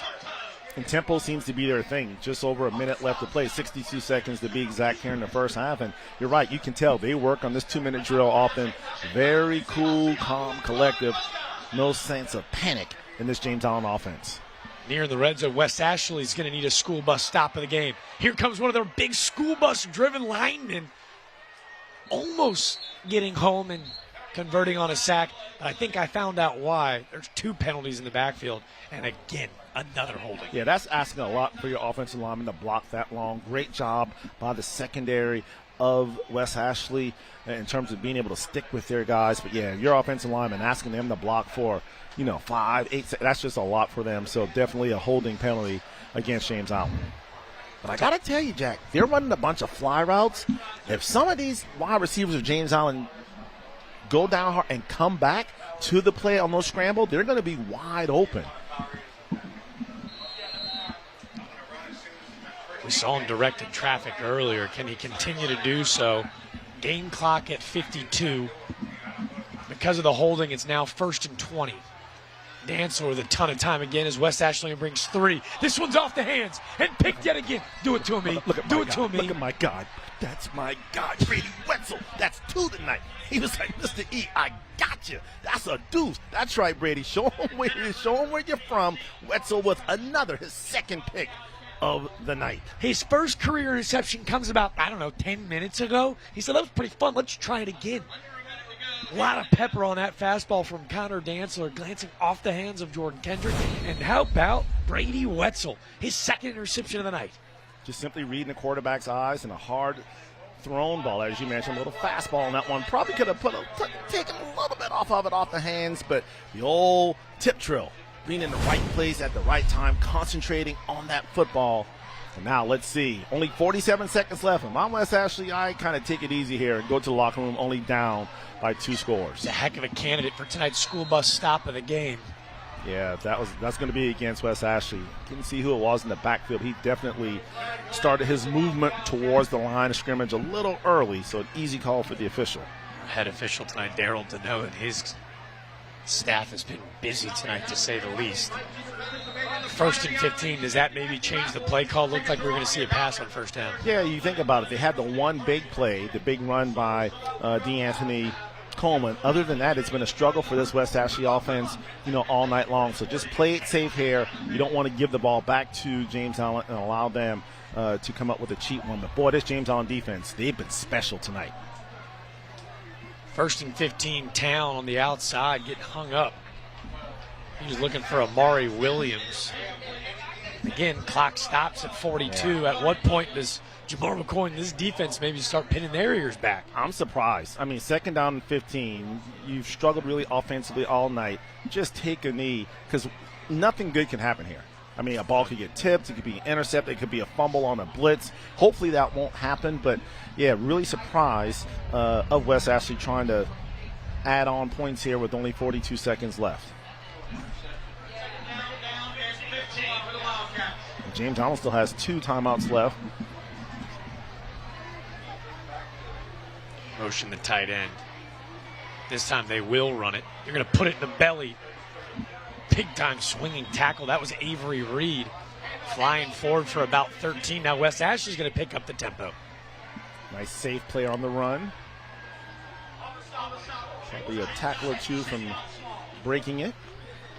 Game clock under 20. They're going to run it again. It's Avery Reed. Tackled in the backfield. Great work by True Wallace Gordon. It's another one of those young sophomores playing on the line of scrimmage for Jamar McCoy. So many underclassmen on both sides of the ball. You got to figure Coach McCoy and Coach Graham really excited about what they have now, but the future, if these kids stick together, the future will be bright at West Ashley, and obviously we know what the job he's done here at James Allen presently. I was rolling story time into halftime. Jamar McCoy says, hey, hold on. He's going to take a timeout with 6 seconds to go in the quarter. It's 4th and about 2. You can go a number of different ways here. If you're West Ashley, do you dare punt it away into the lethal hands of a guy like James Hertu or Raphael Pugh? Or you snap it, you go for it, you don't get it, you're immediately in field goal range with these kickers. What's the decision here? I think of your 6 seconds, you basically just try to maybe run around and back and just run that timeout, because it just depends on how long this play takes. If it's slow developing, well, then that's good. If it's quick developing and they can get a timeout, because you best believe Coach McCoy will be standing right next to that official trying to use that last timeout if they don't burn all of the time off. We've already seen one bad snap tonight for this West Ashley punt team. Jackson Mosqueda out for his 4th punt already. Low snap, athletic to get there, low liner, rugby style. Nobody back for James Island. And the buzzer will sound to signal the end of the first half. A 14-point lead for James Allen. Really in thanks because of 2 turnovers. E, your thoughts? Yeah, a good first half. James Allen able to capitalize on some of the miscues of West Ashley, so you get to give them credit. That's what good football teams do. They take advantage when they're given that opportunity of your opponent's mistake. And then for, West Ashley, bend but don't break. Gave up 3 touchdowns, but all in all, a good first half of football here at the backyard. It was the DeAnthony Coleman 69-yard run, the only points for West Ashley in that first half. Really the longest play from scrimmage from either side. James Allen and Connor Dantzler, though, he was really good. Sam Crumpton with 2 touchdowns in that first half as we await Jamar McCoy with our guy, Trooper Bob, for a quick halftime report. Looks like as Coach McCoy wanders over, thanks to the help of our stud red hat, Mario, looks like we're ready to rumble downstairs. Trooper Bob and Coach McCoy, ready to when you guys are.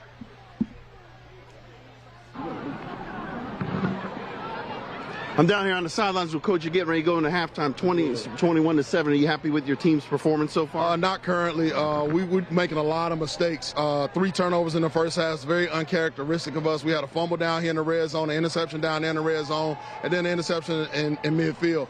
We got to catch passes.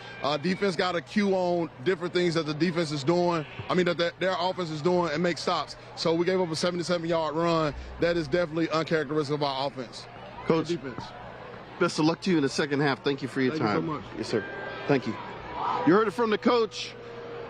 We got a lot more football left. 21-7, still a good game. Nice weather. Folks are still in the crowd. Student section still here. We'll see you in the second half. We'll also talk to the West Ashley coach coming up. Coach McCoy, surprised? I think not. Yeah, he wants his team to get better. It's the little things that make the difference. And so, yeah, I'm sure he'll address that at the half. Well, We roll things over to tonight's News 4 halftime report for the most low country news, weather, and sports. Trust News 4 is working for you. Please welcome to the field the James Island, right of the island, marching band. The band is under the direction of Dr. Gretchen Bowles. AC struggling? Charleston Electric and Air has you covered. From expert electrical work and generator installation to fast, reliable AC repair. We keep your home powered and cool. One expert team, trusted for power, cooling, and comfort. Thank you for allowing our family to serve your family at Charleston Electric and Air. 100% satisfaction. Your comfort guaranteed. If you've been told or think you might need back or neck surgery, you don't have to travel far. The Southeastern Spine Institute uses the latest surgical procedures found anywhere in the country for simpler operations and quicker recovery times. And since the Southeastern Spine Institute is in your own backyard, you know they'll be right there with you each step of the way, helping you get back to your active life. So call 866-SPINE50 today and make your own appointment. Virtual exams may be available. When your project demands the best, turn to Sunbelt Rentals. 10 branches conveniently located in Charleston, Sunbelt Rentals helps you get things done with an expanded mix of tools and equipment.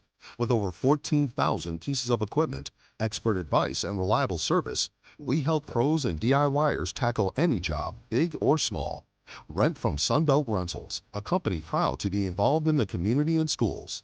Sunbelt Rentals, making it happen for our customers. Visit us today. One of the great things about working with Rapid Repairs is that we are locally owned and operated for over 25 years.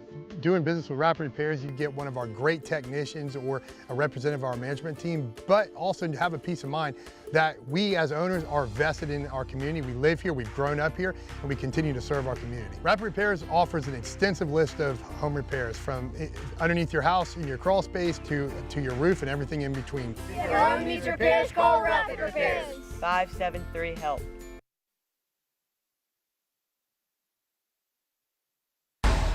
Welcome to the Friday Night Rivals News 4 Halftime Report. News 4, working for you. Each week, the Thumbs Up guys are proud to highlight a scholar athlete from each participating school. The students selected will have an opportunity to win a $5,000 scholarship at the end of the season. Tonight's scholar athletes are, first for West Ashley, it's Reagan Frost. Frost with a 5.1 GPA. Undefeated in region matches, 9th, 10th, and 11th grade. She was on the team for the first and second region championships, won ever by the West Ashley tennis team. She's in the community, given over 100+ hours of time, community service, and even started a club to volunteer at local nursing homes. For West Ashley, it's Reagan Frost. And for James Island, it's Mass Alice Taylor. Taylor with a 4.78 GPA. All-State cross-country member back in 2021, and even All-State yet again in 2023 and 2024. A state champion in the track and field 4x800 relay. Alice is a member of the French Nationals Honor Society and a member of NHS as well. That's this week's Scholar Athletes, Reagan Frost and Alice Taylor.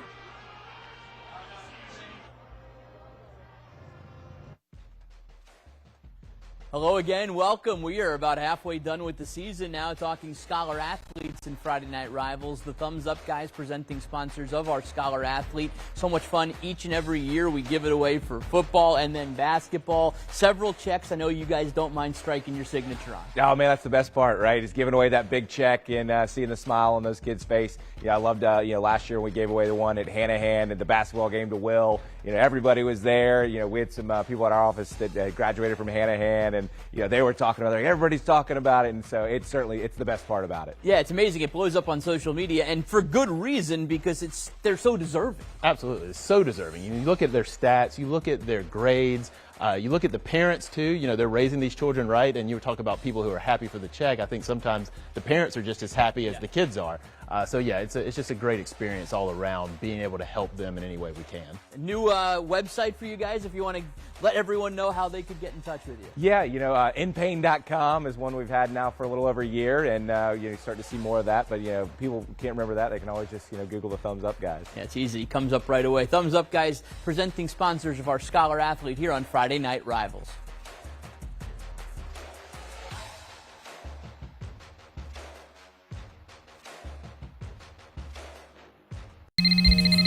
Hi, Sarah. I think we should give a $100 voucher to everyone whose junk we make disappear. It's a great idea. People could use it for future junk removal, or give it to someone they feel could use a helping hand. I love 1-800-GOT-JUNK. Me too. My grandson was injured in an accident. I liked what I read about those Thumbs Up Guys. They handled everything from beginning to end. I just think they're wonderful people. Call us. We're those Thumbs Up Guys. Call 843-885-8000. In Charleston, success is worth celebrating. At All American Awards, we help you recognize excellence with custom awards and trophies that truly stand out. Everything from name badges and custom acrylics to sports awards. All American Awards makes it easy for you to honor your company or team's hard work and dedication with high-quality craftsmanship. Let All American Awards help you celebrate success. We are Charleston's choice for quality recognition. Delta Force Athletics is the home of Delta Force All-Stars, Charleston's premier cheerleading and tumbling center. Our 10,000 square foot facility allows your child to discover their athletic ability, regardless of skill level. Now enrolling for after-school programs and recreational tumbling. The fun never stops. We host birthday parties and Friday night open gyms, too. Visit our website to sign up today. Delta Force Athletics. Don't miss your chance to join the Force. I stepped on a wood screw and I went and saw 2 other doctors and they wanted to amputate my foot. I heard about Coastal Wound Care. Dr. Gregory and his staff saved my foot. They did a wonderful job and I can walk. Contact Coastal Wound Care today. Hi, Sarah. I think we should give a $100 voucher to everyone whose junk we make disappear. It's a great idea. People could use it for future junk removal, or give it to someone they feel could use a helping hand. I love 1-800-GOT-JUNK. Me too. Welcome to the Friday Night Rivals News 4 Halftime Report. News 4, working for you.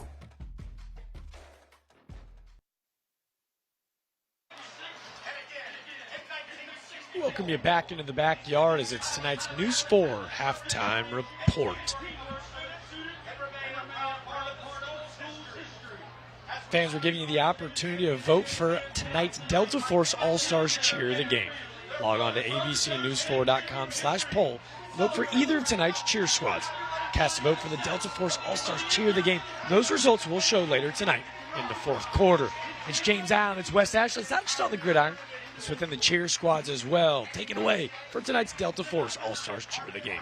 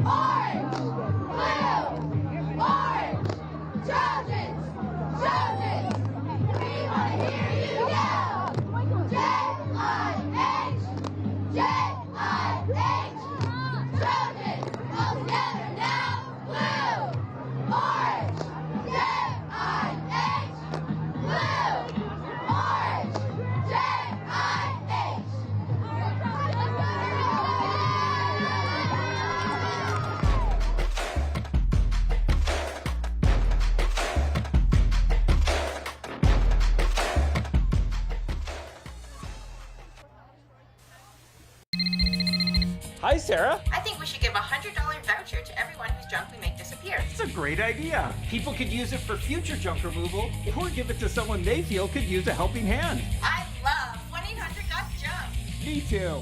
I call the Thumbs Up guys after my work accident. No matter what I had, I can call my attorney at any time. They stuck to their word on everything. If you're hurt on the job, call those Thumbs Up guys. Call us. We're those Thumbs Up guys. Call 843-885-8000. When your project demands the best, turn to Sunbelt Rentals. 10 branches conveniently located in Charleston, Sunbelt Rentals helps you get things done with an expanded mix of tools and equipment. With over 14,000 pieces of equipment, expert advice, and reliable service, we help pros and DIYers tackle any job, big or small.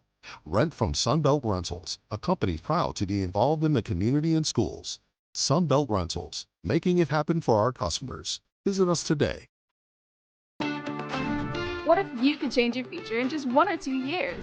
At Trident Technical College, you can invest in yourself and see real results. And with low or even no-cost tuition, your education is one of the best investments you can make. It's called ROI, a return on investment.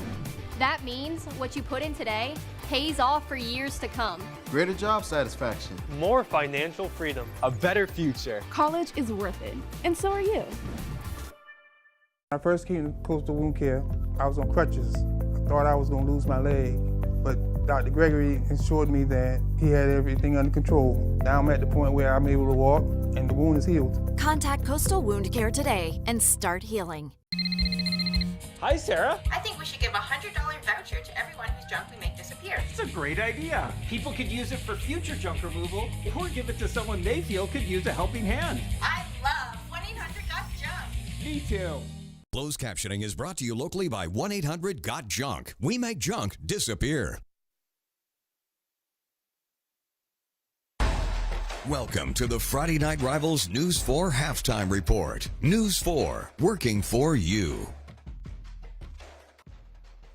Friday Night Rivals, I'm here with Brian Miller with Rapid Repairs. Brian, thanks for being here and being a big part of the community, too. How important is that to you? Well, thanks, first and foremost, thanks for having me part of Friday Night Rivals. It's been a great honor and privilege to, one, grow up here in this community, specifically here on James Island, also to be a part of the student-athlete body. So just being able to contribute back to the community through Friday Night Rivals has been a great honor and privilege. Not only did you go to James Island, you actually played football there. How does that make you feel coming back to the sideline? Man, I tell you, some of my greatest moments as a childhood were playing exactly right out there on that field. And, you know, friendships, the bonds that were formed are still in place today. And it's so exciting to see these kids out there compete and still form their friendships that are out there on the field. Tell me more. Tell me, what is Rapid Repair? Rapid Repairs, we're a home repair company. We specialize in electrical, plumbing, and other general home repairs. And how can people get in touch with you? The easiest way is simply look us up on our website at rapidrepairs247.com, or feel free to call us at 573-HELP. You heard it from Brian Miller, Rapid Repairs. We'll send it back upstairs.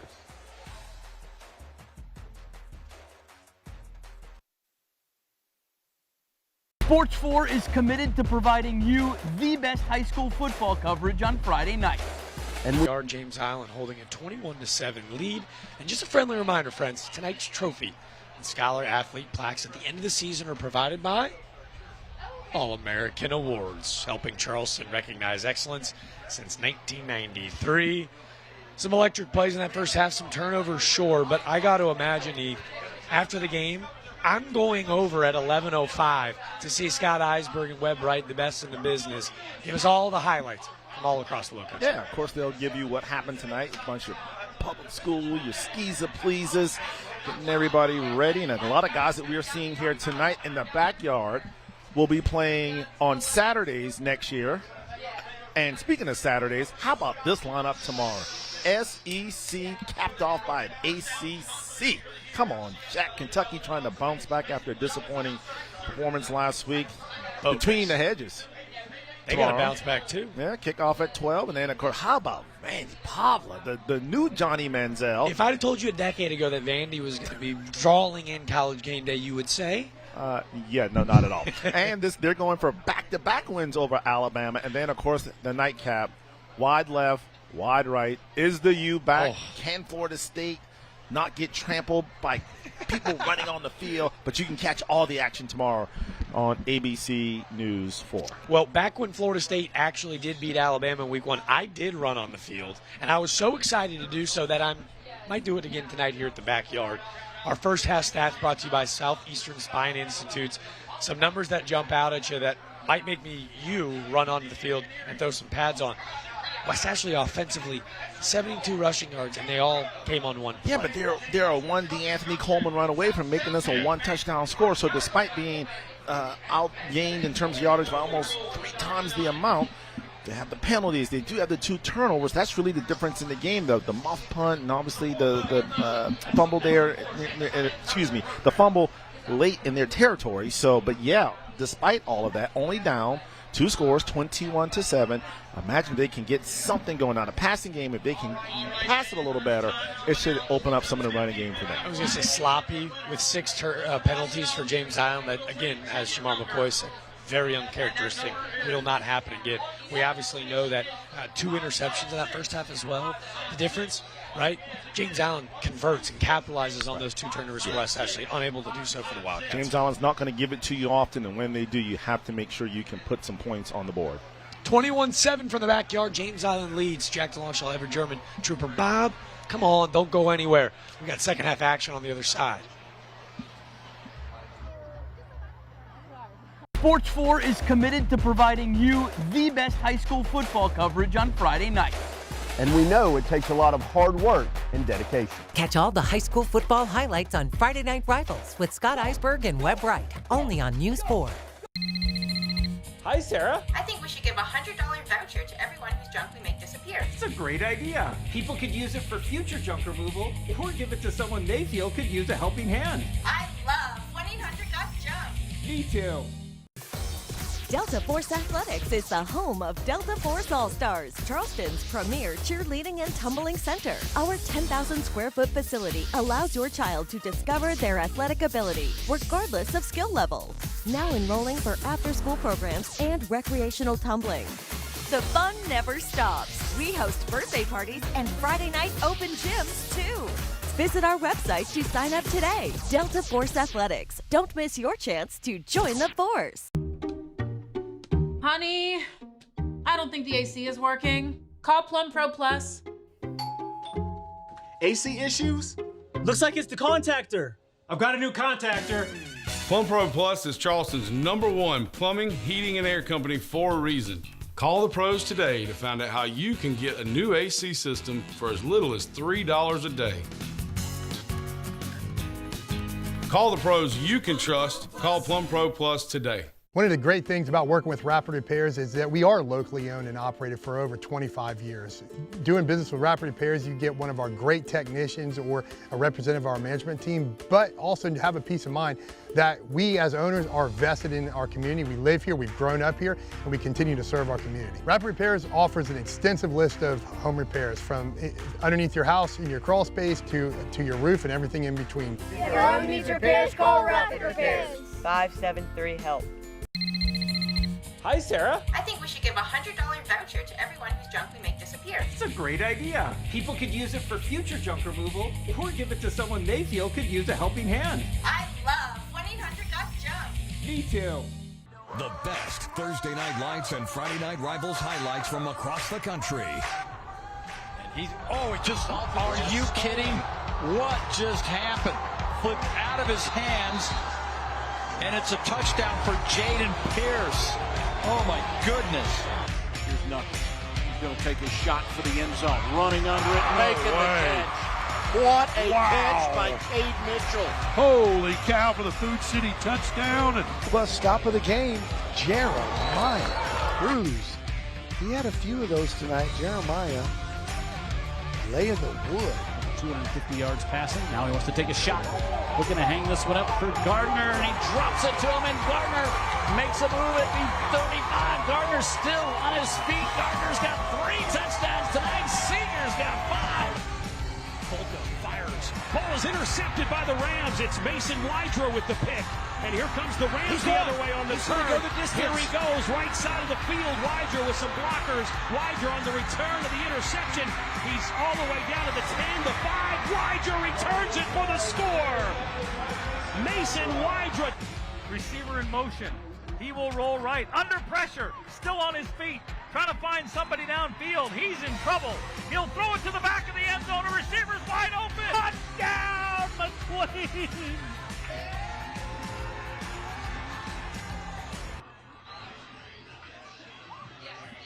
Tonight's company's Friday Night Rivals, driven by Cruz Chevrolet. Saw some look around the country. Those James Allen fans fired up as their team leads by 14 heading into the second half.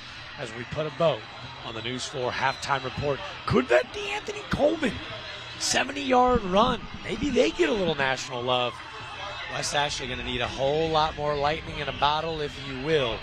They look to get back into this game, but who knows better than their first-year head coach, Reginald Coach? He's with Trooper Bob as we send him down for another field report. I'm down here on the field with the coach. Coach, what was your message to your team at halftime? Settle down. We're okay. We're getting the ball back. We're playing great on defense. We just got to make just a few more plays on offense, and we're fine. Settle down. We'll be okay. Still a lot of ball to play in the second half. Got a whole half a game. Any tweaks in the second half for you? Biggest thing is do our job. We're fine. Like I said, we're fine. Do your job. Hey, make the simple plays one play at a time. That's all it is. One play at a time, we'll be okay. Thank you for your time, Coach. Best of luck in the second half. Appreciate it. You heard it from the coach. You would stay here with me. You heard it from the coach. We got a lot more football to play. We'll see you for the second half of this game. Thank you, sir. Cheery spirits, fired up, Coach Graham, Trooper Bob, big smiles. That is what you love to see. Again, with the sadness that has really engulfed this entire community all week long, these are the type of leaders that quite literally are changing lives. Well, and at the end of the day, these guys are competing. And this is what life is about. Sports is supposed to teach you about being able to overcome adversity and how to bond together and, excel when things get tough. So you're right. A tough week for this West Ashley football team, but they're playing through it. They're leaving it all on the field. And safe to say that Chucktown would have it no other way. Let's see what they come up with. They'll get the ball to start the second half, Jack. Let's see if they can put some points here on the board and really kind of put that heat. Because as you mentioned, James Allen, they're not used to playing close games, so you never know what might happen in the fourth quarter if they can keep this to a 1 to 2 possession game. We told you, thought they needed to muddy the waters to have a chance. Outside the 2 turnovers, they may have done just that. Last year's win for West Ashley, 10-6. Yeah, it was fairly muddy. It was a rainy night here in the Low Country, but tonight, the speed of D'Anthony Coleman, their only points, 6-0 in their last 6 contests. The last win for James Island coming back in October of 2015. Toe meets leather, and we are underway here in the second half. Surprise not, another touchback. And Chasetown and this West Ashley offense will take over the 25. It's a nice weapon to have, that knowing that your kickoff team normally won't get any action, just run down and kind of keep your legs loose because the ball is going in the end zone. He really is kicker by committee. You know what I mean? Like, as we see Dawson Wilson, James on looking for a ton of different defensive studs to step up. I want to go back to those kickers, though. Cody Lenhart on 12 kickoffs this year, 10 touchbacks. Not bad. For Isaac Lawrence on 20 kickoffs, that would be 19 touchbacks. And let's not forget the studs they had last year. So they've been coached by 2 guys that are, yes, at Tennessee and Clemson. Right. This is kicker's you, if you will. Coleman in between the tackles, the speed, not scared to get hit. It's about a 3-yard pickup. And you love seeing West Ashley not abandon the run game. Second half just underway. So, yeah, you can just kind of at least keep that athletic, fast, attacking defense kind of at bay. Keep them guessing. You only threw for 10 yards in that first half. And sometimes, Jack, even if you don't complete the pass, just throwing the pass will loosen up that box, not allow them to have 8 guys up there trying to stop the run. A name we did not say in that first half. Josh Bradley's actually got a UNCC offer. He's looking for him on the far sidelines. Bradley, they call him the Tornado Kid. 25 touches this year, 425 all-purpose yards, 2 tutties, a kickoff return for a touchdown. 3rd and about 7. They got to get some of their playmakers involved. Yeah, just got to get the ball in their hands. Find a way, whether it be through screens, through jet sweeps, through swing passes, bubble screens, just somehow, some way. They're not going to have a lot of success running at this James Allen perimeter, or excuse me, the interior, so get the ball on the perimeter. Ooh, James Allen bringing pressure in Chase Town, the junior. Nice hard count. That was number 8 for James Allen, jumping off sides, Jasavion Brown. That's a free 5 yards. Coach McCoy talked about it going into the locker room, the need to clean up the penalties. Unofficially, I believe that's the 7th of the night. Let's take a look at our thumbs up replay guy, or replay, I should say. Not much of a hard count, actually. You see Brown just looking to get after the quarterback, makes it a much more 3rd and manageable. And this is where you have to really lock in, not lose your focus. You're up by 2 touchdowns. They got to really lock in and finish this game off. You know Wes Ashley will fight to the end. Fighting complacency was the line of the week for Jamar McCoy as Town opts to keep it on the RPO. A 6-yard pickup. That first down brought to you by Coastal Wound Care. Sinclair Wright. Just 6'1", 315. I mean, he's got him just walking around on James Allen all over the place.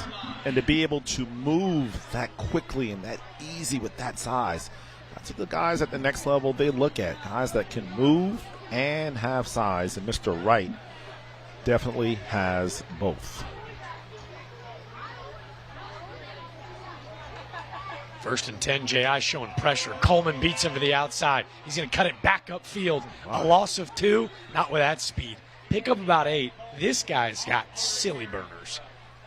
On the stop, looks like Brady danced to the first one, but how about that? That was 1 white jersey and about 6 orange jerseys. Not the ideal ratio you want to see here, but for Coleman, all he saw was orange and still able to pick up positive yardage. Offensive lineman for West Ashley, they got to do a better job of getting out there and giving him some space to run, because we know that when he gets in space, it's night-night. Harper Woods on the outside, unable to contain. Getting a breather as Coleman as Avery Reed checks back in. Here comes more pressure. Town with a little bit of space. He's going to roll out to his left. In pursuit's big number 11, Dawson Wilson. He chases him out of bounds and will scurry right around the line of scrimmage. And better job that time by the offensive line, just allowing Town some time to try to make something happen. So now that he's outside the pocket and able to move it around, now he's going to need to help with his wide receivers to help him out on some of these scramble drills as well. But see, they got away with a hold there. Yeah. Nice check block by Avery Reed to keep big Rob Grant away from Chase Town. Rob Grant, another name. This is a guy that's going to play on Saturdays as well. 6'3", 260. Clock that running to 4.74. He is a beast up front. The Fort Dorchester Patriot transfer. As it's going to be 3rd and 3. Town going to escape. Going to try to pick it up with his legs. Nowhere to go. Roll call to the football. As you can see, Zamarius Gladden coming in and finishing up the work. So it looks like Sammy McKelvey also on the stop. And just right now, everything very hard for this West Ashley offense to kind of get anything going. You really have to tip your cap to this James Allen defense. We talked about them being fast, talked about them being physical. They've had all of that on display here tonight at the backyard. This is the 6th punt of the evening. Surprised at all to not see him go for it coming out of halftime? No, I can't. It's still 2-possession game. You could get maybe you can get a 3 and out. Maybe they fumble the punt return here. You just want to play it safe. Gets rid of it just an amount of time. Here's Gladden, space through the middle of the field. Be wrapped up and tackled around the 46. Good work by Spencer Rockers as Gladden with about an 18-yard return, giving great field position for James Island. 21-7. Connor Dantzler and company will have the rock after this short break.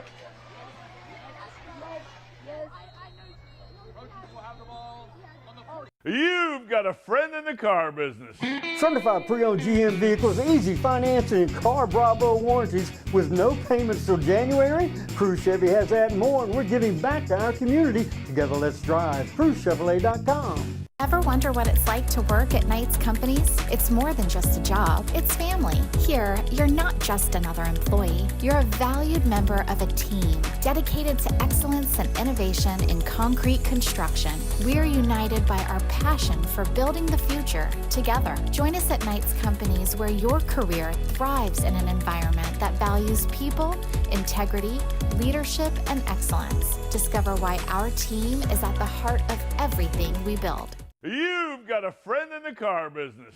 Mark has told you that for over 15 years and is more true today than ever. Whether you're buying a new Chevrolet or a car Bravo certified, Cruise Chevy on Rivers will take care of you. Together, let's drive. CruiseChevrolet.com. Knight's Company's Friday Night Rivals, driven by Cruise Chevrolet 21-7. West Ashley able to pick up a pair of first downs, end up punting it away.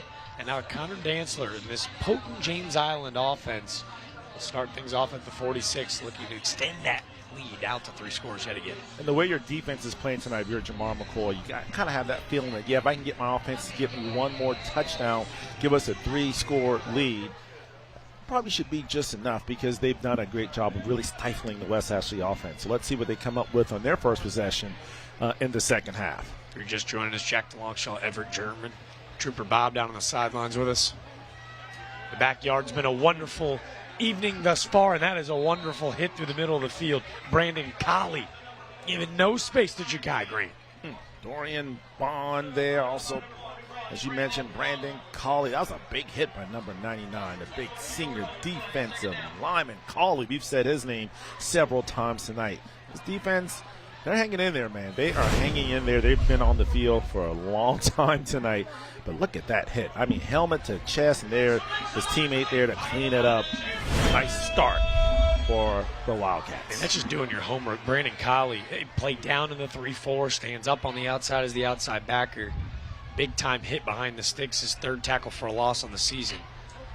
Hurt 2 in motion, play action. Dantzler going deep, looking for his man, drops it in the bucket. But how about this play defensively? No getting a hand in late. Fly zone. Trying to see who was that broke that up. Did you see? Yeah, Adrian Barrett Aiken. That's Cooper Fisher, who came in late. Cooper Platt on the sideline talking to Coach Graham, but I've got Adrian Barrett Aiken coming in and deflecting that pass as it looked like it was going to be a perfect ball. That was a beautifully thrown football by Connor Dantzler. I mean, that was a perfect throw. Had it a little bit of air, just what you needed, but just at the last minute. What a stop by West Ashley. Put the seatbelt on. Hey, hand up. I got it wrong. Cooper Fisher and family, I'm sorry. What a play by the junior safety. 3rd and 12. Dantzler looking deep. Almost a one-handed catch by James Hurtu, but the coverage too good by your boy. Go get him, Brady Wetzel. B. Wetzel on the coverage. Another nicely thrown football, but just too high for Hurtu. How about this? Another 3-and-out forced by West Ashley. The James Island offense had a couple opportunities to make big plays, just could not connect. That would have been an ESPN highlight top 10 had he been able to come down with that one, Jack. He's throwing into double coverage, but he only puts it where his receiver can go get it. It was going to take some Megatron-esque range to go pull that football in. It forces a quick 3-and-out. And a wise decision to punt that ball short and not really put a leg into it. You want to keep it out of the hands of DeAnthony Coleman. It's the shortest punt of the night. Rare for Cody Lenhart. I'm not so sure. That might have been by design. Just to get rid of it just quick. because, Coleman was back there at the 10. What you don't want is to put a leg into and allow him to essentially kind of gather himself and get that momentum, because we've seen what he can do when he has the football in his hand. Fair, too, right? Don't out-kick your coverage and let that dude go Correct. get out in open space. Very impressed with the special teams at James Island. The kicking game, man, we talk about it. There's 3 components to the football team: offense, defense, and special teams. And this James Island football team, they absolutely excel in all 3 areas. It was one of the cooler moments. It was the first time, I would say maybe ever, in the history of Sinclair's Friday Night Rivals, we made a punter the player to watch, and rightfully so in our playoff game here just a year ago. Greg Dangerfield did the kicking and punting here at James Island a season ago. Every time he rolled out to go kick or punt, he got his own walk-up song. They'd play Rocky Top because he's in Knoxville this season kicking in the SEC. If I'm not mistaken, he's not punting too much in Tennessee, because every time I'm seeing Tennessee scoring 40, 50 points a game. You're not wrong.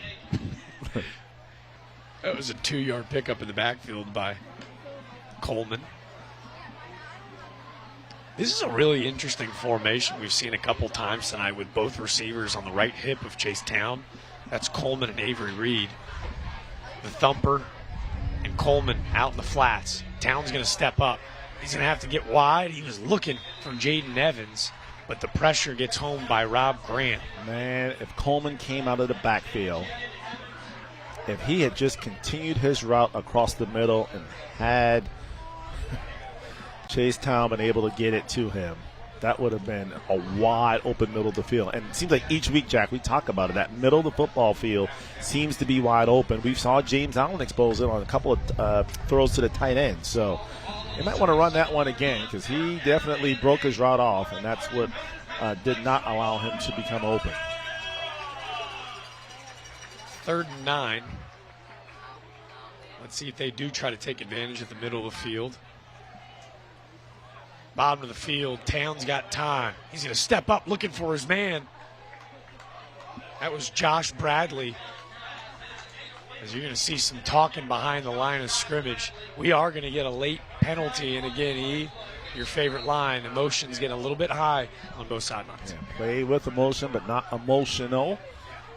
And so unsportsmanlike conduct against West Ashley. So that just cost them 15 yards. So you have to think about it in a punting situation now, unless West Ashley can get off a booming kick, James Allen's going to start with outstanding field position, and you don't want to give an offense like James Allen short field possession.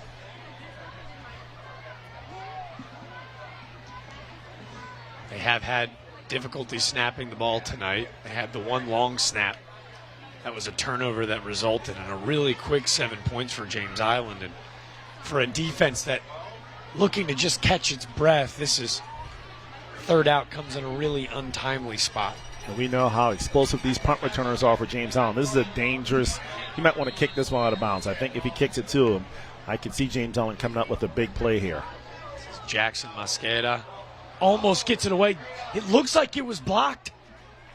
Flying into the backfield for James Island was number 28, Sebastian Bruno, the senior. He gets a finger on it, and already in the red zone is this James Island's offense yet again. And those are the types of plays that just kind of are the death of you in terms of your football team, because you've worked hard, you forced your 3 and outs, you had the unfortunate not able to pick up a first down, and to tack on, you have the penalty in terms of unsportsmanlike. So now all of a sudden now it's 1st down and 10 from the 21-yard line. And if I'm James Allen, Jack, first play I'm running, tight end dump. See if I can get one of my tight ends wide open in the middle of the field, throw it to him for a touchdown. Let's see what James Allen comes up with here. It's worked twice. How about thrice? In the meantime, we're going to send it down to Trooper Bobbis. He's got a quick thought, it looks like, with some James Allen fans. Got a lot of football out of here. It's good to see everybody in the stands, the student section, the cheerleaders are still going, and we've got people along the fence line, just like Miss Julia Drayton Crumlin. You were born here, raised here on James Allen. You even went to school here. Yes. All right, so tell me, what does that mean to you to come out here to support the students and athletes? It is so important for me to come out here and support the community, a place that raised me to be the woman that I am today. To be back in the backyard here at James Allen High School is very important. This community support out here, as you can see, it's overwhelming, and I see it. It's good to see all the parents and the students here on a Friday night. Thank you so much for your time. Thank you, I appreciate it. A lot more football to watch. We'll get back on the field with Everett and Jack.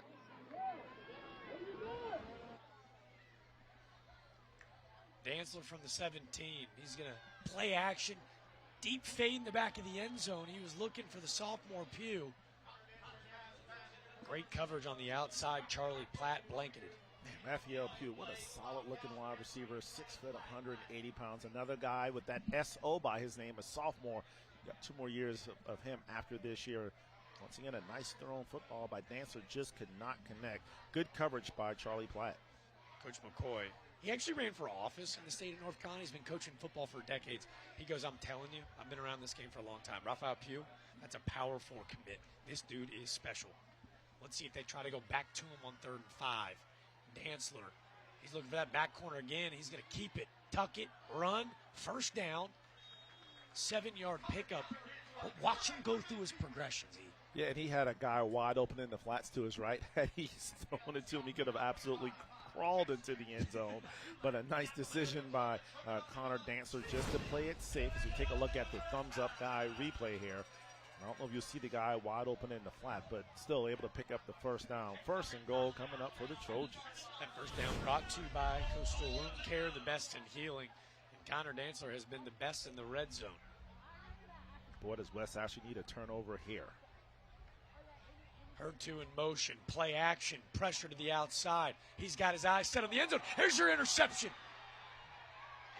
Bringing it out of the end zone, picked off by Charlie Platt. The response, you dialed it up. A pick would be nice. They heard you. They absolutely needed the big turnover. He couldn't afford to give up any more points. A high throw, and that secondary. Platt this time in the right place at the right time, brings out aggressively. A big hit there by James Allen, but first down. Once again, the Wildcat defense dodges a bullet. Third pick of the game. The defense is standing strong on their noggins. It's 21-7 on the other side of this short break.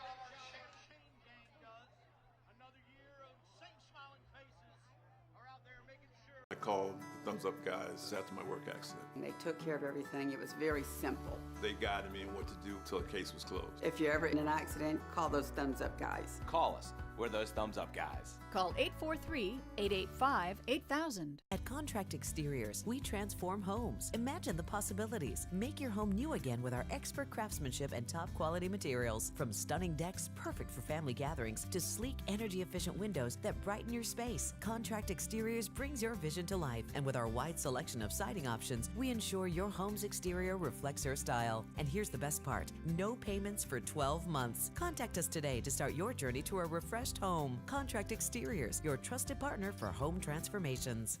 Do you or someone you care about feel anxious about visiting the doctor for the first time? From the moment you walk through the door, at Coastal Wound Care, we treat every patient like family. Contact Coastal Wound Care today.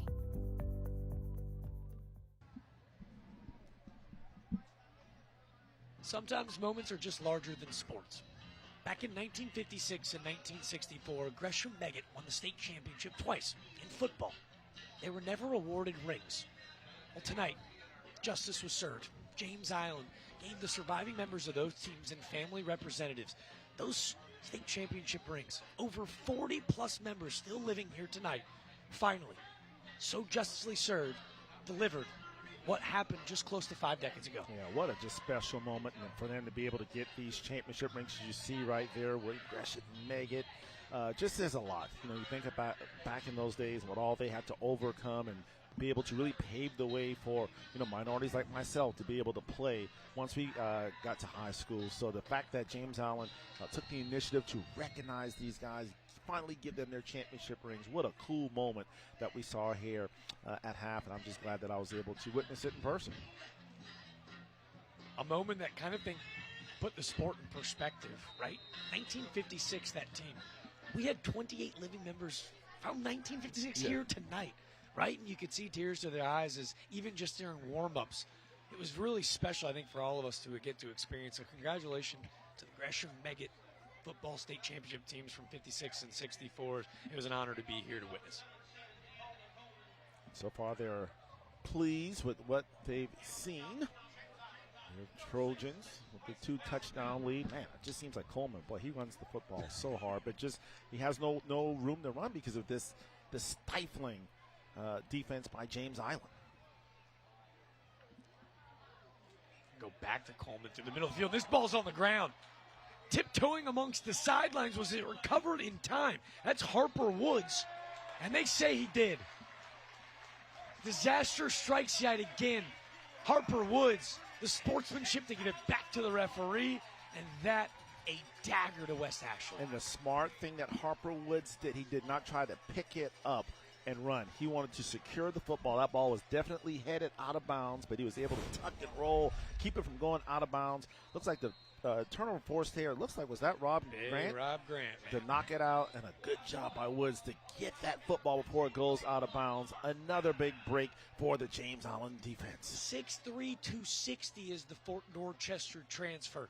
That's his 6th tackle for a loss of the season and his 2nd forced fumble. A menace to society on that defensive line is Rob Grant. Now for the 4th time this evening, a turnover puts James Island in the red zone. Here's Grant. About an 8-yard pickup, and the convoy leading the way is going to make it about 2nd and 2. I tell you what, boy, running behind Israel Harris, 6'3". Let's take a look at that replay as we're in the Rapid Repairs red zone. When you got Israel Harris out there leading the block, just run behind the big guys. He leads you to the offense, or excuse me, to the end zones. We take a look at Harper Woods. But, yeah, that's a wise decision to run behind big number 72. Look at those guys, man. We talked about Bristol Bigazon. He has been stifled here in the second half because, well, Jimmy Jones, 6'5", 315. Shane Harris, 6'3", 295. This time it's a little RPO action, and Dantzler is dancing his way in for his 2nd rushing touchdown of the season. Tried a technical college touchdown. They've struggled in the air down here, and this time Dantzler uses those legs as a weapon and gets that lead back out to 3 scores. Nice, simple, easy. Like you mentioned, RPO made the correct read, easy run. The offensive line of James Island opening those massive holes, and now a 3-touchdown lead for the Trojans.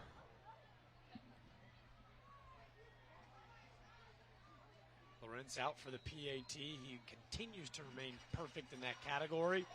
And James Island with a 28-7 lead as you see a nice coaching moment. We had talked about the interception in the end zone. If this team wants to go on and win a region championship, make a play at the state championship, they're going to need him to make good decisions in this end of this field. Yep. They're running right behind Jimmy Jones, as you mentioned, 6'4", 315. Man, have Jimmy Jones on the same side with Israel Harris. I'm not so sure. James Island might have one of the biggest offensive lines in the city. That's including the Citadel and Charleston Southern as well. I broadcast those games as well. I can concur. Dancer with a big smile. You think about it, too. With 3 turnovers, all fumbles in the red zone where James Island picks it up, and all of a sudden they're staring at 6 more points, plus that blocked punt. For West Ashley, you're going to go home tonight and go, I don't know if they played that much better than us. Well, at some point, you can only do so much. And if you're on the field all the time and you're giving up short fields and, they only have to go 20 to 30 yards, eventually you're just going to wear down. And that's what's happening here with 3:47 left in the third quarter. Another big booming kick over the head of DeAnthony Coleman. A region that has been dominated by the Somerville Green Wave, who played for a state championship at the 5A level last year. Coach McCoy had made mention, yes, they have not played a game to even 2 scores this season. But with Somerville next week, he goes, there will be no look-over game. Mm-hmm. You've seen a little bit of rust tonight, but if his sentiment at halftime to Trooper Bob echoes loudly, I can imagine the conversation at halftime was a fairly passionate one. You think about it. This is the traditional trap game. You got team 1 and 3. It's your rival. They've been struggling all season long. You got the Green Wave next week. But what a job this James Island offensive staff and coaching staff has done to make sure that these kids did not overlook West Ashley. Here's Chase Town moving out of the pocket, trying to get his guys to open up downfield. Kudos the secondary for that coverage sack as Harper Woods, a fumble recovery on the last defensive snap, and now a sack on this side. Yeah, just in the end of the day, the West Ashley offense just not able to get any separation, even on the scramble drills. The secondary of James Island just stifling, playing man-to-man defense, just nowhere to go with the football. I don't know if I'm cool enough. Was that the James Harden step back Harper Woods just hit us with? That's his first sack of the season, doing a great job against a really athletic quarterback in town out in open space. And you think about it, you're down 3 scores right now, 3 minutes left to play in the third quarter. West Ashley's going to have to throw the football, and unfortunately, that's just not their strength. 2nd and 13, they will keep it on the ground as DeAnthony Coleman. A little halfback counter. Looks like he'll get those lost yards back. It's like every time he touches the football, you kind of hold your breath because he's so explosive. He's so shifty with the football. Now, I'll tell you, he's a smaller guy, a speedster, sure. I've been really impressed with his ability to run in between the tackles. Yeah, and he's not avoiding contact. He's looking for contact. He's a tough football player despite his small size, as you mentioned. 3rd and 9 for Chase Town. He's going to have to roll out to right, pressure by Grant again, and a hospital pass as the helmet comes flying off, and the absolute grit of Josh Bradley to hold on. That's a sophomore. Deuce Prelude. Unfortunately, he did deliver the big blow, but he's also going to pick up a penalty flag. I'm sure it's going to be on taunting. But that was a big-time hit by Deuce Prelude. Now, Deuce Prelude at 5'10", 165 just packed a punch. And I think what's happening now is a conversation about either unnecessary roughness or targeting, as this that's a clean is hit. Big boy football. And sure enough, they're going to put that penalty flag right up. Yeah, no helmet to helmet. That was just a big-time blow up, as they say. You want to blow up. You want to separate the wide receiver from the football. In this case, he did that as well as the helmet. Glad that obviously the wide receiver was okay. I believe that was Josh Bradley. So we're going to have looks like a timeout. It looks like Coach Graham wants a little explanation. Well, and here's what I love about what just happened. Daryl Deneau and his staff tonight, Mitchell Dickerson, John Lebacu, Randall Edwards, and Rich Adams. You see the reaction. Player safety is first at the high school, college, and NFL level. So you see the helmet come flying off, and Coach Graham is fighting for player safety here. But when you go back and take a replay, this is just good, clean football. Yeah, that's just a big-time hit. You lower the shoulder into him. Yes, he may have been defenseless. Maybe that's what Coach Graham was wanting, but he pops right back up. That you good to see that. Did not get hurt. But, again, a clean hit when it's said and done. That was Josh Bradley, his first reception tonight. The Charlotte offer. They call him the Tornado Kid. It's his Instagram name. He's a speedster, but love the toughness. You learn a lot about him as he gets back to his feet quickly. And with 2:19 to go in the third quarter, so much conversation about the offense. But I got a weird feeling Deuce Prelude is going to be cutting up this broadcast and throwing it on his highlight reel everywhere. For sure. Maybe even on the national scene next week. I see a big hit. It's Deuce Prelude. That's another name. Usually back in the days, probably, Jack, when you were still in diapers, that Prelude name was pretty prominent here on James Island, but also out in Macedonia. And those days when they had like Joe Hamilton and Harvey and those, I mean, it was the thing to do out there in St. Stephen, South Carolina. I still hear the folklore legends from you and my pops about those teams that just, I mean, how many NFL guys can you have in a 10 school? Harvey Middleton, and you had Joe Hamilton, and Courtney Brown was the #1 overall pick from Penn State to the Browns. And I mean, just those guys out there, they were just different. Those were athletes. Yeah, yes, they were. Looks like Coach Graham's got another quick timeout. Give the officials an earful. This is what we call a lawn chair game, right? He's going to find out who's going to fold from his ball club. But the resilience, the togetherness that they have showed this week, I expect none of that from a team to me. And again, I keep saying it, but I'm really impressed with this defense tonight. They continue to play like this and take care of the football. They're going to be in every game this year. They'll have a chance. And now even for James Island here over the next 2:19 here in the third quarter, and then obviously the fourth quarter, I'm sure Coach McCoy wants to challenge his teams. Let's go the whole fourth quarter with no penalties. Let's run the football. Let's work on getting our craft better as we get prepared for what's ahead of us next week. 4th and 1. And West Ashley's going to go for it. They were looking for maybe a little Tebow jump throw, chasing outside the pocket, diving forward. Man, it is going to be really close to a first down as Josh Bradley. Hey, you had a guy that released. Looked like he wanted to throw, but no, he's going to come up short. They kind of run that wildcat set in James Island. What was our key to the game? Assignment football. They stay home, and they get another stop, this time a turnover on downs. And yet again, another drive that will start for James Island in West Ashley territory. Looks like some confusion here, like what the play was, or was he just supposed to take off and run? Nice tackle. Get to see who that was that came up and made that tackle, but again, first down and 10 for James Island. It looked like he wanted the tight end to escape through the middle of the field. Instead, James Island covers it all up, and Dantzler, this Trojan offense will take over the 29. He fakes it, running through the middle. Big-time tackle up front from Dorian Bond. Man, these two defensive linemen have been as good as we've seen all season. again, not only are they quick and athletic, but they're so big to be able to have that type of speed and agility at that size. Yeah, that's a good job. Both defensive lines tonight, as you mentioned, very impressive with their pressure and their ability to stop the run for both offenses. Saw another look at Ja'Kai Grant. We talked about Malachi Washington, who is their starting running back, who's out tonight, another senior. They feel so great about their tandem duos. King Washington, who had the second rushing touchdown today, just a sophomore. They love their three-headed beast, as this dude is a beast. I'll Bristol, let y'all guess. Biggie, big inside. I don't even have to say anything. Just put it on 1-1. Stick, double ones. Just swallow. I didn't know Dancer was even on the field. Just swallowed him up. Good job on the naked bootleg there, and he didn't fall for the fake. And yeah, good job by Dancer just to go down easily. Man, I tell you what, he's in a North-South game. There's going to be a lot of coaches at that North-South practice that week. He may walk away with a couple of Power 4 offers if he has a good week down in Myrtle Beach. Elon coaches, that's Everett German, not me. Up in Myrtle Beach. I think I said down in Myrtle Beach. No, I'm saying those an Elon commit, but you're right, man. How did the P4s miss out on this young man?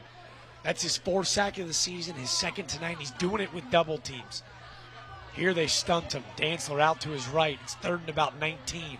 This time he does drop it off to his check down. Raphael Pugh powering forward, going to make it about 4th and 6. Hold your breath, so yellow hanky. And Jack, when Biggie Bristol is not coming up with plays, he's forcing penalty flags because they're having to hold him because they can't keep him out of the backfield. He just drew another holding penalty, and he was trying to fight off the double team. I mean, this is my first time seeing West Ashley this season.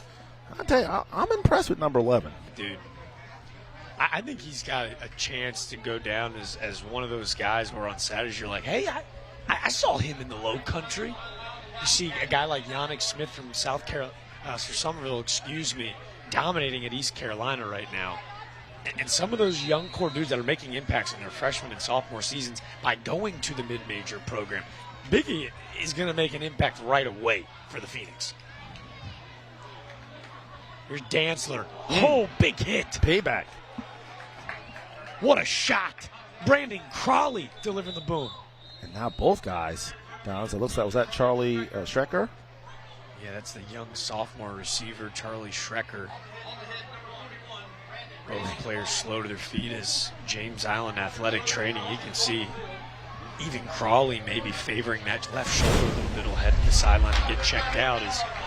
I'd love to see that. Popped right back up. A big hit there. Again, just a clean hit. Both guys a little shaken, but both guys up on their own with no assistance. More importantly, Jack, that was 3rd down, so 4th down coming up. So once again, the defense of West Ashley, they do their part. So good to see Schrecker and Crawley beaten back to their sideline. We'll take in another punt from James Island. Here's Lenhard. Spiraling kick. This one will be received, and it's going to be muffed by Coleman. He's going to pick it back up. He'll be tackled around the 27. Almost disaster yet again in this red zone for West Ashley. That's always the key. Don't try to pick it up and run. Just secure the football. The possession is the most important thing. So fortunately for Coleman, able to collect the mishap. Now with only 24 seconds left in the 3rd quarter.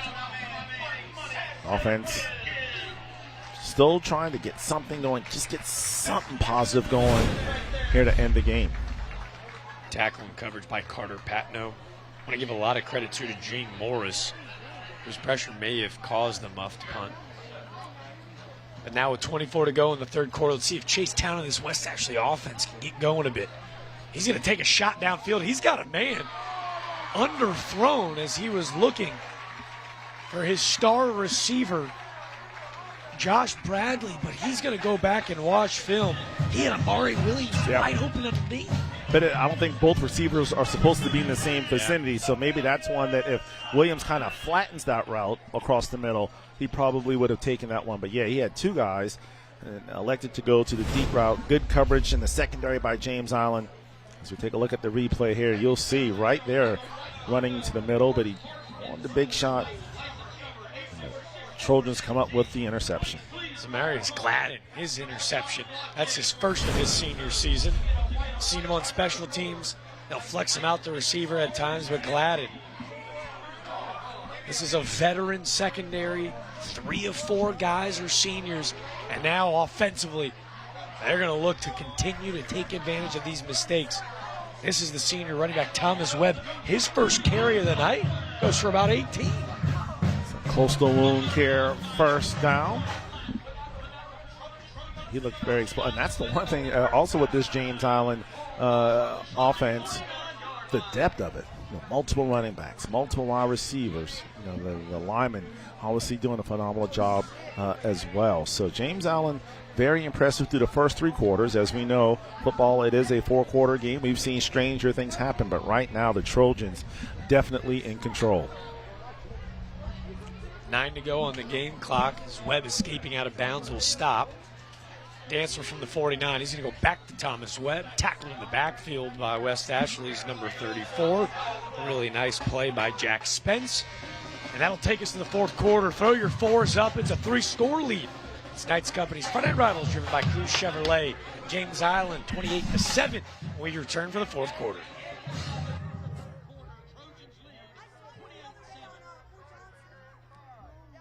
AC struggling? Charleston Electric and Air has you covered. From expert electrical work and generator installation to fast, reliable AC repair. We keep your home powered and cool. One expert team, trusted for power, cooling, and comfort. Thank you for allowing our family to serve your family at Charleston Electric and Air. 100% satisfaction. Your comfort guaranteed. Meet Tim and Timmy. Tim needed to plan a special event for his executive team. Timmy needs his 9th birthday to be epic. Tim goes to Crush Yard where they have private meeting space, tons of pickleball courts, amazing food, and drinks on tap. Timmy goes to Crush Yard for a pickleball party with an arcade, food, and fun. With Crush Yard parties and events, looks like Tim's got the biz and Timmy's got the riz. Book your next party at crushyard.com. You only have one back, and I believe you should go to the very best. And the state-of-the-art procedure that they use, it's so non-invasive. That's all I needed was an injection, and it's been several months and I've been pain-free. When we got there and we saw so many people, I'm thinking to myself, this must be the answer. In pain, we have everything you need under one roof. Make your own appointment at southeasternspine.com. No referral is needed. Honey, the AC stopped working. Call Plum Pro Plus. AC issues? I'm on it. Found the issue. Plum Pro Plus is Charleston's #1 plumbing, heating, and air company for a reason. Call the pros today to find out how you can receive a free heater with the purchase of a new AC system. Call the pros you can trust. Call Plum Pro Plus today. Back in 1956 and 64, Gresham Meggett won the state championship twice in high school football at the 4A level. Well, tonight, justice was served. They were given state championship rings. Well, we got a very special guest. His father was unable to be here tonight, but Trooper Bob here with the son of a player on that 1964 special Gresham Meggett run. I'm here with Mr. Williams, whose father would have been here tonight to receive the ring, but he did it on his father's behalf. Mr. Isaac Gethers. Yes. What if your father was here today? What would he say? It'll make him real happy, and he would probably say something like, "Wow, long time coming, but to get this ring for the championship that they had way back then." So he would have been very happy to receive it. And what does this mean for you to be here on your dad's behalf? Well, it's real great to know that I know some of the things that I know what people were talking about, that he was a champion, and, just to receive it for him, that knowing that he can't be here, it's a great thing. Well, please tell your dad that we miss him being here. Can we see the ring so we can show the viewers? Sure you can. Yes, it is. I know he would love this, man. He would love this. There you go, Dad. This is real nice. There you go. Right here. He's watching on TV. He gets to see this right now. I'm sure he'll get a chance to see it. Yes, sir. Yes. Well, thank you very much, Mr. Williams, for your time. Okay, I and appreciate it. Thank you. please give our best to your father. Thank you. Thank you. All right. All right, I'll send it back to you guys upstairs. All right.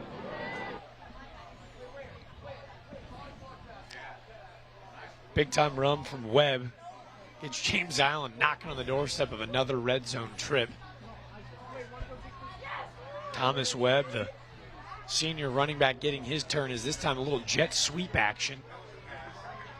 This is Jordan Kendrick, the sophomore, for a gain of about 4. And it's on the stop once again. And those are types of plays that, hopefully we can see Wes Ashley run, getting the ball on those jet sweeps, trying to stretch that defense out, going forward. But right now, you love to see these guys, some of the backups in for James Allen right now, they work just as hard Monday through Thursday, so they're getting an opportunity to shine on the big stage. You'll love seeing this for high school football on Friday nights. Yeah, too, and for Thomas Webb, right, he's not only coming and just thankful for the opportunity, he's taking advantage of it. How deep is this running back room? You just never know when you're always, as they say, one sprained ankle away from getting your number called. Pugh in motion. There's another jet sweep off to the left. Oh, what about this hit from Charlie Platt? Great tackle in open space. I think he is paying for it, though. He may have been on the receiving end trying to dish the blowout. Platt's had a solid night tonight. Did get penalized for a couple of pass interferences, but he did have the interception, also a couple of tackles. But yeah, they're going to pull him off just to be on the safe side. Man, you can see he was fighting to stay on that field. So tough. But you can see he's a little shaken up. He's being tended to by the West Ashley training staff. 3rd and 7. Can West Ashley stay strong in the red zone? They've done so a multitude of times tonight. Time not on their side, so they got to get a stop. Really can't afford to allow any points here. Dantzler all day. Then all of a sudden it disappears. Up and under from Dorian Bond, and what a play. Does he get the foot in? Great coverage by the backup for West Ashley. That's Raleek Drummond coming in for Charlie Pratt. Forces him out of bounds. Houdini work by Dantzler. But Dantzler, man, his just ability to keep plays alive. Never gives up on the play. I don't know if they work on the scramble drill in practice, but they seem to because they perfect it to a T. Just unfortunately that time for James Allen, not able to come down inbounds with the catch. I don't know how he escaped the claws of Dorian Bond. He was looking for his 2nd sack of the season. As for James Island, it's Isaac Lawrence. We told you he's 4 for 5 on the season in field goal attempts. This a 40-yarder. It's going to be no good. A rare miss for this James Island field goal unit. With 9:56 to go, the score remains 28-7. Yeah, and when you look at how you finish games, that's always so important as well. And I'm sure Coach McCoy not pleased. You take a look at him right now with his kind of arms crossed. This has not been a clean second half for his squad. They did score the 1 touchdown, but all in all, penalties just very sloppy. Not the way you want your momentum going into a big week against Somerville.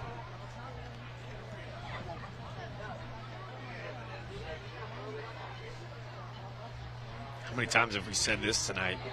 After West Ashley's defense does its job, can their offense try to find a way to, again, if they can't get back in this game, at least eat some clock and allow those boys to breathe a little bit on the sidelines. This time it's Coleman outside the tackles. Counter draw, pick up about 4. Whole flurry of Trojans in there. Looked like St. Clair Wright got there first. Now look at the bottom of the screen. They got Cooper Welch out there split wide. He's got one-on-one coverage, and this is where it's important to be able to have that throwing game. You got to be able to take advantage of those situations. He really has no safety over the top. The safety's kind of in the middle of the field, so if they can somehow find Cooper Welch, maybe get him on an inside move or maybe down the sideline, but you got to air it out and give him a chance. He's looking down there now. He's rolling out to his left. Not enough time. Tip drill. Was he able to come up and get his fingertips underneath? They say Josh Bradley trapped that ball and forced 3rd down. Yeah, you had Cooper Welch open momentarily, but a good job by the safety, kind of rolling over the top. That being like that was Burns Travis on the coverage. And Burns Travis, the only underclassman, the free safety, just a sophomore, but 6'1", 160. does a great job of playing that spy position for HB Blades' defense. He really tried to bait him into throwing that because he was open, just kind of lingering, hoping that he would throw it. And it looks like we're going to have a delay of game penalty against West Ashley as the play clock just ran out. Yeah, they're going to have to burn a timeout. Play clock kind of gets away from there for a second. I want to brag on HB Blades, too. I feel like it's our favorite pastime ever we come out here. I mean, Jamar McCoy, he's one of the more inspirational coaches when we talk to in our meetings all week long. His defensive coordinator is a sneaky legend. Like, in Pitt, like, there's nowhere you could go. HB Blades probably ain't buying a whole lot of drinks up there. But played for the Redskins back when they were the Redskins. And how about this? The two finalists for this James Island job were Coach McCoy and Coach Blades. No way. So he was so impressed. Somehow they knew, literally, McCoy gets the job. He calls Blades, or maybe Blades called him to congratulate him. They talk for maybe an hour. They literally drive like somewhere in Charlotte, meet, have dinner, and he asks him to be his defensive coordinator, and he accepts. This is why you're the best, man. How cool is that story, though? Just to think that you beat me up, but I don't have an ego that I can still come down and be your assistant. Blades' defense swarmed the football, nowhere to go for Coleman. Savion Small, Bryson Bowers in on the tackle. That selflessness, though, is very reflective of this squad. This James Island football program did not look like this half a decade ago. And they had some very down years. And just really when you think about the athletic department as a whole, everything seems to be on the up and up, a downward spiral. Now James Island, a charter school, so being able to kind of grab those kids in, but you still have to have the right coaching staff in place, and that's what James Island, not only in football, but you think about men's basketball with Travis Smith, think about women's basketball with Emily Bayer-Glidis, baseball with Coach Spivey. So things are on the up and up here at James Island. Can't hoist a state championship trophy tonight, but you can host a Knights Companies trophy tonight.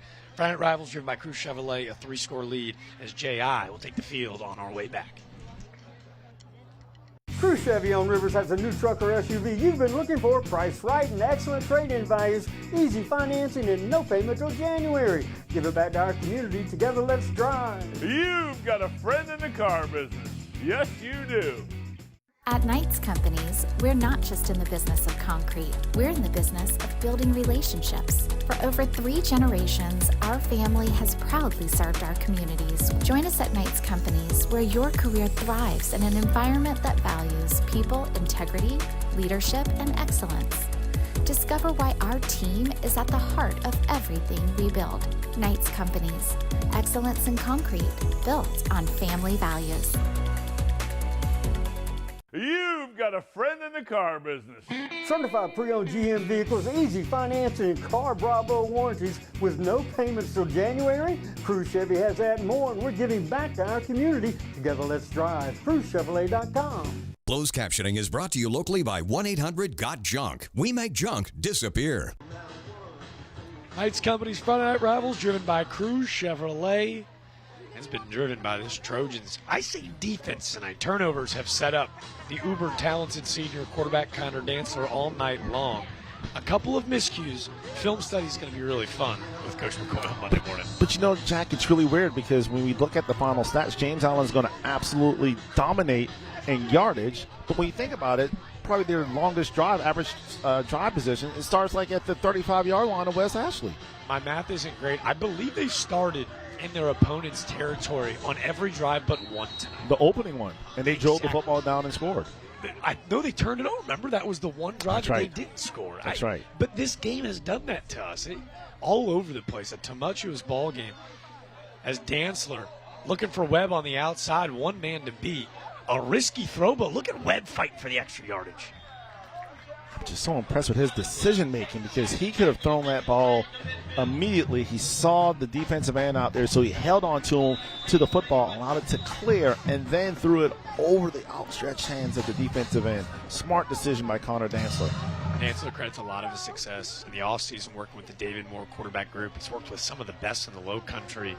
But again, going from 145 yards per game to 275, when we asked Coach McCoy, where was the progression?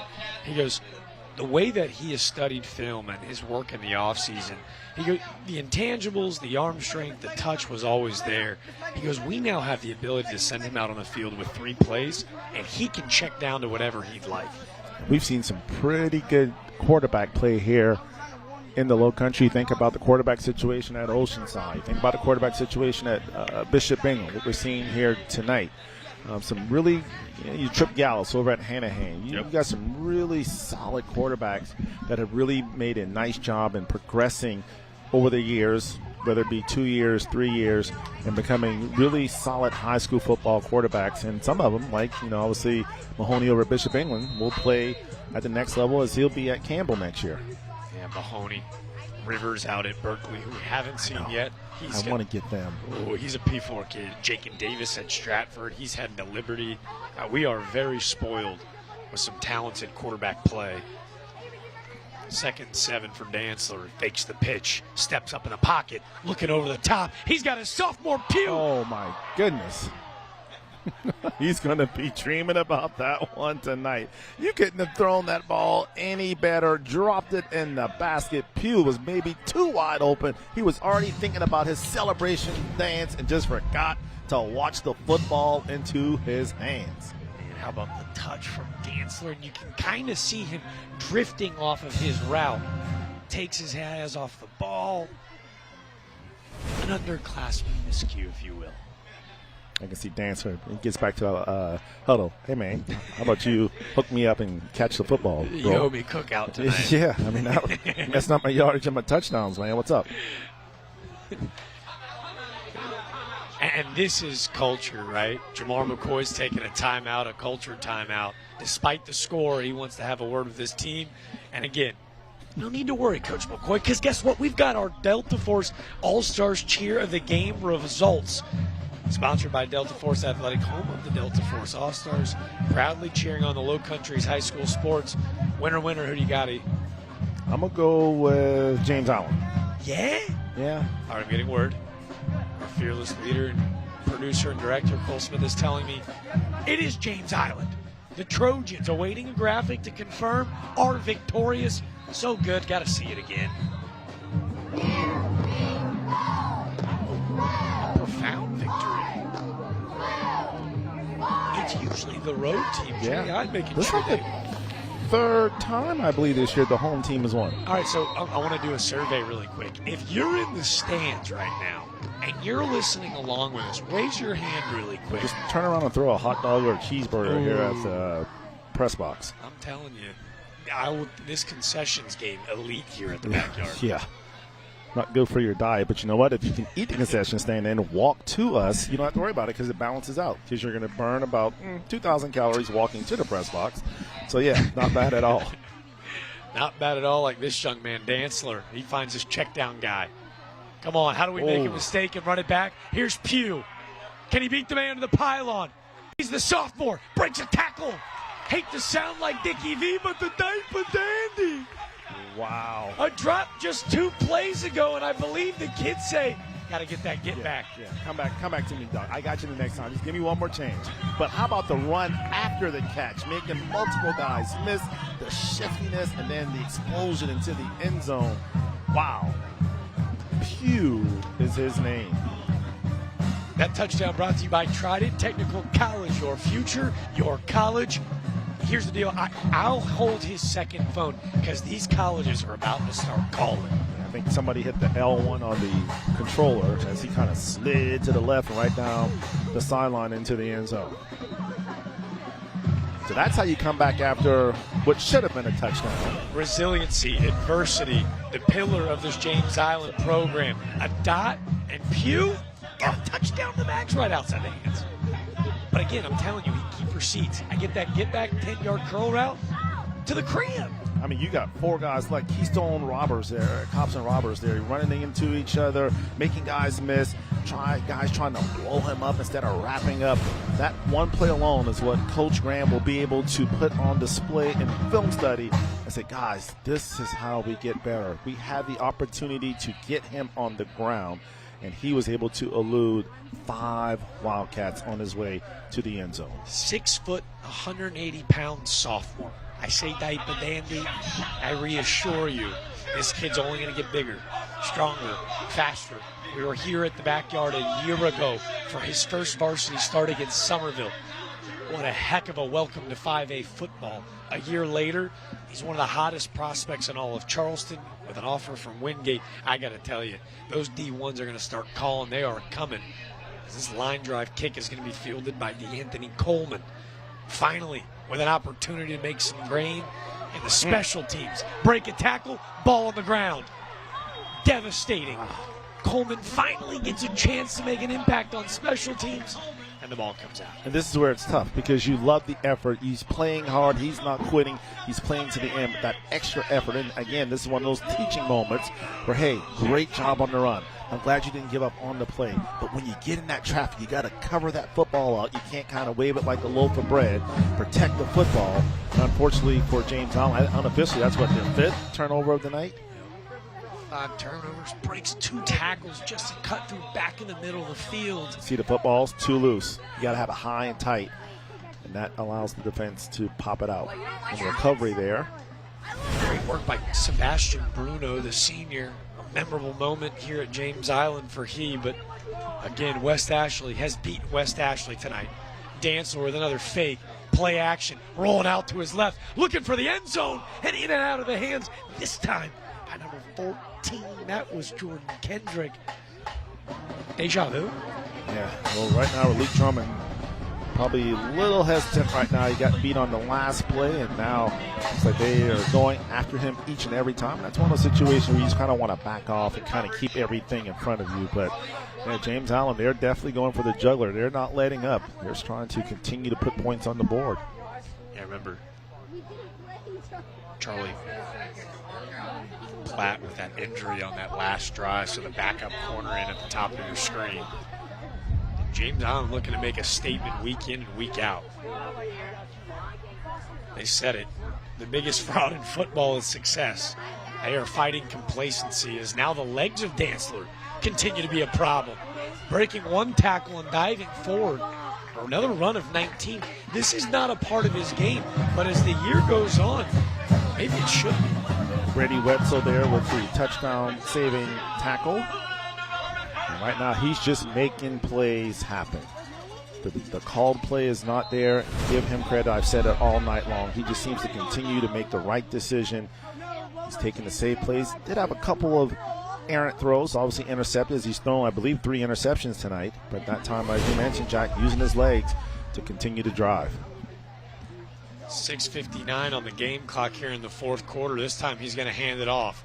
A lot of running room for Grant. There's your guy in the secondary again. You know what the best part about these young dudes for West Ashley are? They ain't going to be young for long. Another tackle from Brady Wetzel. Yeah, you're right. They'll eventually, that SO will turn to a JR and then eventually a SR. And that's the beauty of it. They're getting their licks in right now, but they're gaining valuable experience by playing each and every down. Back to Ja'Kai Grant. Great jump cut, and he flies into the end zone. Another Trident Technical College touchdown, and this time Ja'Kai Grant, his 3rd tutty of the season. You kind of felt like it was just a matter of time where West Ashley was just going to run out of gas. The defense is just, they've been on the field too long tonight. Not enough first downs and long sustained drives for the West Ashley offense. And just in the second half, they just couldn't finish off. And so you hate to see it. The game was a lot closer than the final score will indicate. But in the end, James Allen just too big, too strong, too dominant tonight against West Ashley. Give a lot of credit to those big boys up front. Jimmy Jones, Shank Harris, Caden Vincent, Dallas Richardson, and DeMontre Cooper.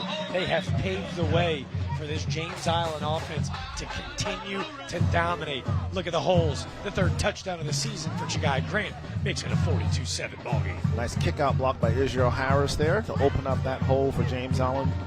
And right now the backyard is one happy place.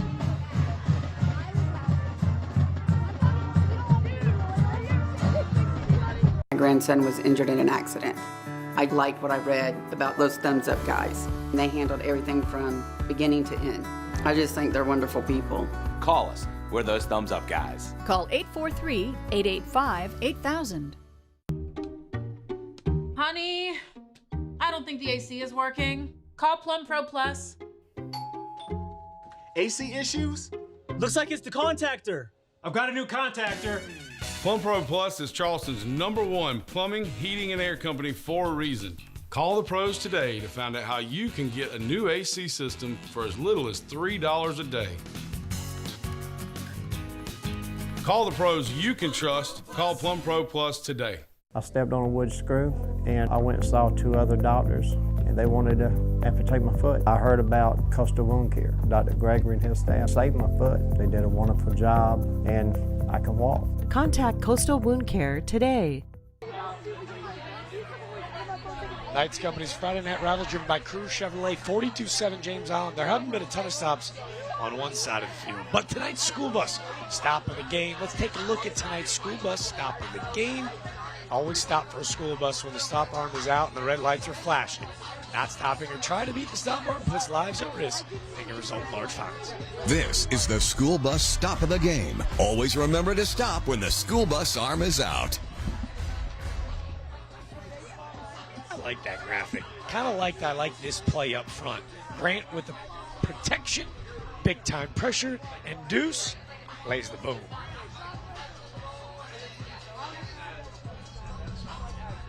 Flag This is the school bus stop of the game. Always remember to stop when the school bus arm is out. Deuce Prelude. A lot of a prettier hit than us upstairs. Jack Longshall for German. Where's Tim Cannell over there? He's got us right. Up here high, and I mean high above the football field here at James Island in the backyard. We're in the treehouse in the backyard. No Stairmaster needed here in the backyard. Stairmaster. Just come walk these bad boys.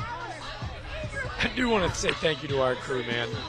Cole Smith, Nick Case, Mike Long, our entire crew that came out here. We got the easy work. All we got to do is show up. Yeah. They're logging everything up. We've even got Citadel royalty in the house and Lucas Ferrer as well.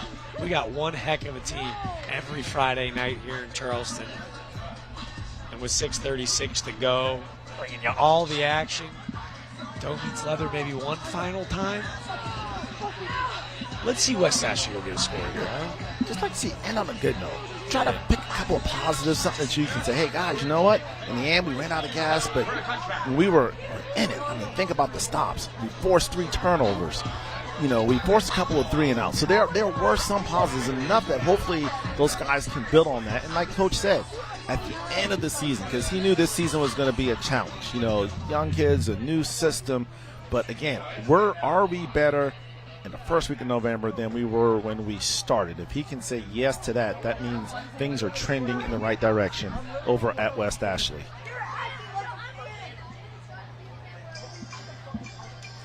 First-year head coach and his third-year quarterback at Chase Town.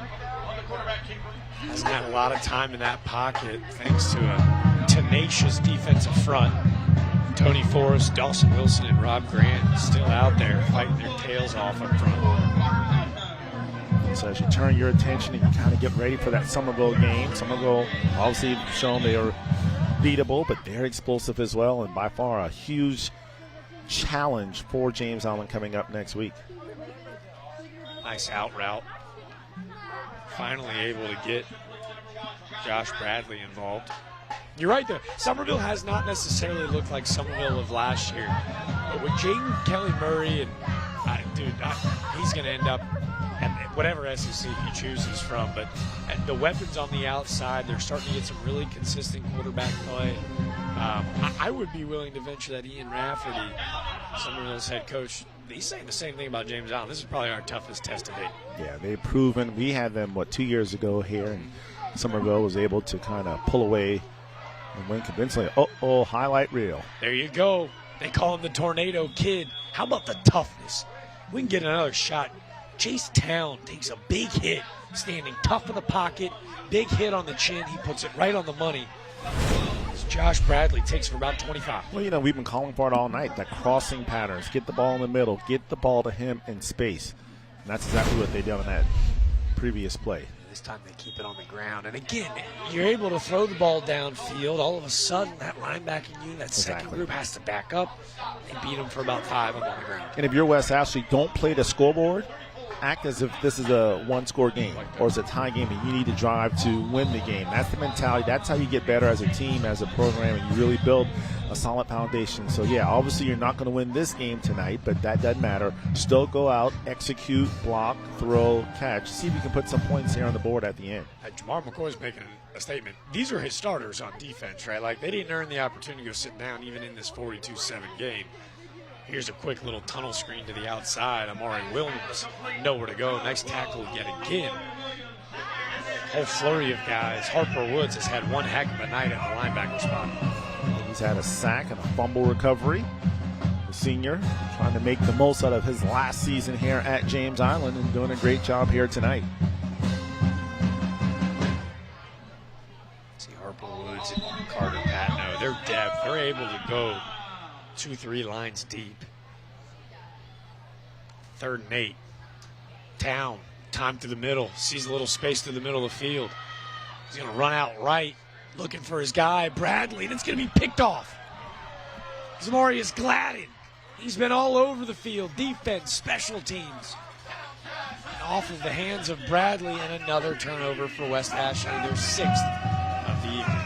Yeah, that just kind of sums up the night for West Ashley tonight. Thought he was going to be able to come up with a spectacular one-hand catch or maybe even Town run for the first down, but just too much to overcome. This is obviously a solid James Island football team. They have all the tools that they need to play deep into the playoffs. And again, not making excuses, but a tough week for West Ashley. Kind of hard to really focus on your rival when you had bigger, more important things facing them with the unfortunate death of Chase Town's dad.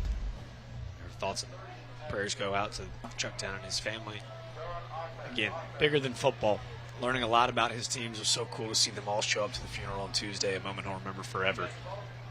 There's James Island back on the attack.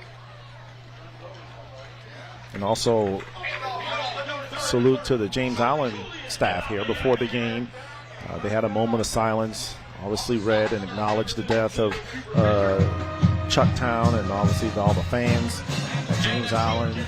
Very respectful, and obviously applauded for Chase, and it wouldn't surprise me after the game during the handshake line if you see a couple of James Island players maybe get an extra tap for Chase. And that's what high school football is all about, learning about adversity and building character and just really developing traits that will allow them to be successful human beings off the football field, whether it be in the community or whatever service, whatever they end up doing. That's what it's all about. And I feel like with both of these coaches, both of these young men, or all these young men on both squads, are definitely getting that by playing football for West Ashley and James Island. Yeah, Mother Teresa said one small action can cause a ripple. My mom actually worked with Chuck Town at MUSC Children's Hospital. She was there at the funeral on Tuesday. The ripple that he created in this community will be remembered forever, and I think that's what's been really cool. Like, Chase wanting to be around these guys, like, it's going to mean a lot to him, that impact, to be felt, to be heard, to be seen by his teammates. Again, just him being out here tonight is something that I'll remember personally forever. And just know that he's not alone. Yep. Just to know that his brothers are there for him through thick and thin, and when he needed them the most, they were there. And I'm sure also to Chase's mom as well. It meant a lot to her to see these young men, I don't know if everybody missed practice. I know obviously Chase missed practice one day, but in the end, like you said, Jack, it's just bigger than football.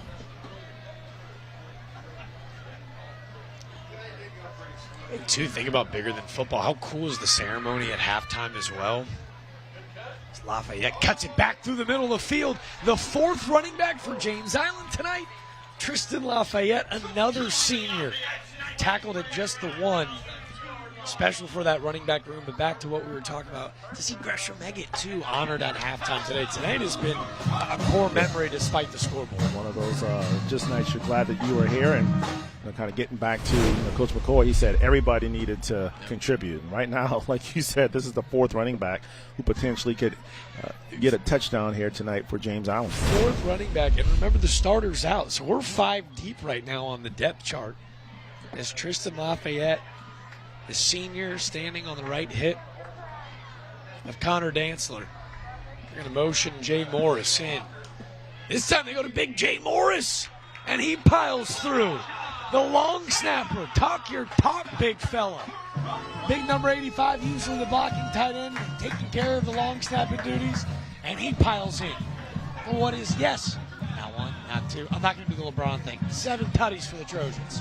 Just all around solid performance. Just too much James Island tonight. Wildcats just not there tonight. As for the first time in how long? Since 2015. James Allen will get the win over West Ashley. 6 straight for West Ashley going into this ball game. That streak will come to an end in loud fashion. They now lead 49-7. There's been a lot to choose from. Well, let's show you tonight's Cruise Chevrolet drive of the game. Cruise Chevy on Rivers, just north of the Northwoods Mall. You've got a friend in the car business. Yeah, started off with a big punt return. You see here by James Allen as James Hurtu thought he was going to take it to the house, came up just about 2 yards short. Then he had the tackle by the 1 yard line, actually trip over his teammate's foot, but in the end, James Allen still able to punch it into the end zone. That was the first touchdown of the night and never really looked back as James Allen rolling over their rivals, West Ashley, and that's our Cruise Chevrolet drive of the game, Jack, because as we all know, you've got a friend in the car business. You really should do those voiceovers. Cruise Chevrolet, they've been very good to me. Good people. They know where to call. Ken French, Robert Cruz, Mark Milroth. It's all solid folks over there at Cruz family. Also, they own Cruz Subaru, H.R. Hicks and his gang over there. More than a car dealer.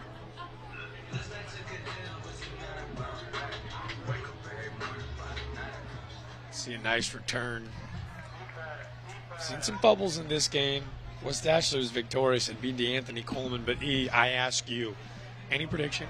Knights Company's player of the game, who you rocking with? Ooh. Don't really know. I mean, you had 4 running backs score a touchdown. Obviously, Connor Dantzler did a great job leading the offense. Sam Crumpton with 2. Do we go with Sam Crumpton with 2? Either him or did we go with Pugh? I mean, Pugh had we don't really ever give it to tight ends. Tight end would be fun. Sam Crumpton with 2 touchdowns early. They ran away and never looked back. I mean, they're always overlooked. They got their hand in the ground. They're having to block. They never get to catch the football. And let's go ahead. Let's go tight end heavy today. I'm with you. You can even go defense as well. Rob Grant, ton of quarterback pressures, got home twice.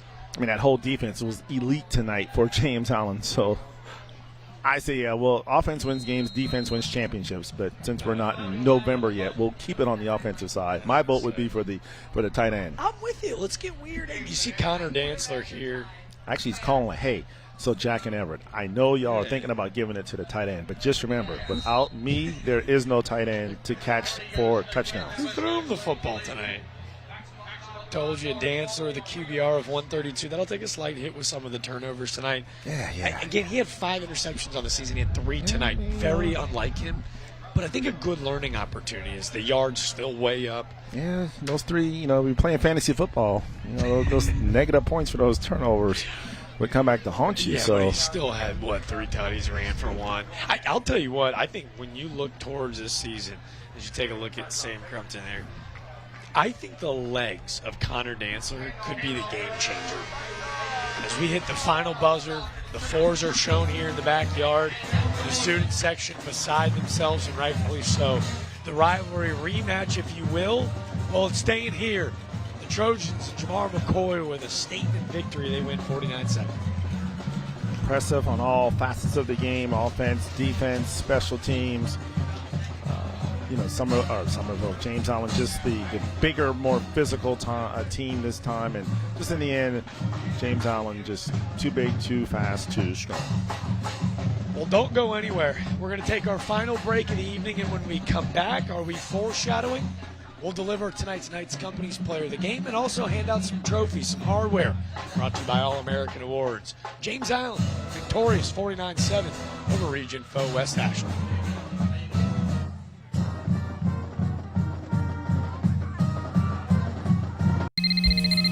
Hi, Sarah. I think we should give a $100 voucher to everyone whose junk we make disappear. It's a great idea. People could use it for future junk removal or give it to someone they feel could use a helping hand. I love 1-800-GOT-JUNK. Me too. AC struggling? Charleston Electric and Air has you covered. From expert electrical work and generator installation to fast, reliable AC repair. We keep your home powered and cool.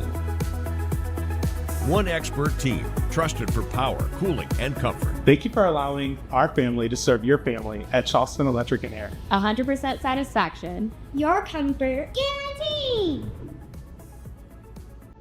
When your project demands the best, turn to Sunbelt Rentals. 10 branches conveniently located in Charleston, Sunbelt Rentals helps you get things done with an expanded mix of tools and equipment. With over 14,000 pieces of equipment, expert advice, and reliable service, we help pros and DIYers tackle any job, big or small. Rent from Sunbelt Rentals, a company proud to be involved in the community and schools. Sunbelt Rentals, making it happen for our customers. Visit us today. When you come home, do you like what you see? You will when you choose TimberTech decking from Contract Exteriors. Inspired by nature, born from advanced technology, TimberTech is a low-maintenance, high-performance decking material designed to resist stains, scratches, and fading, giving you more time to enjoy what matters. TimberTech, built for life, designed for memories. Come home to something better. Contract Exteriors, your local expert in decking solutions. Hi, Sarah. I think we should give a $100 voucher to everyone whose junk we make disappear. It's a great idea. People could use it for future junk removal or give it to someone they feel could use a helping hand. I love 1-800-GOT-JUNK. Me too. For the final time this evening, we welcome you into the backyard. Jack DeLongshaw, Everett German. We are awaiting our third member of the crew, Trooper Bob, now, as we take a look at Jamar McCoy addressing his team. I think this is the angriest a coach has ever been with a team that just won 49-7. Animated, passionate, but I'll tell you what, he should be juiced up about the performance of tonight's Company Player of the Game. Join a team with leadership, integrity, loyalty, and excellence. Tonight's Player of the Game.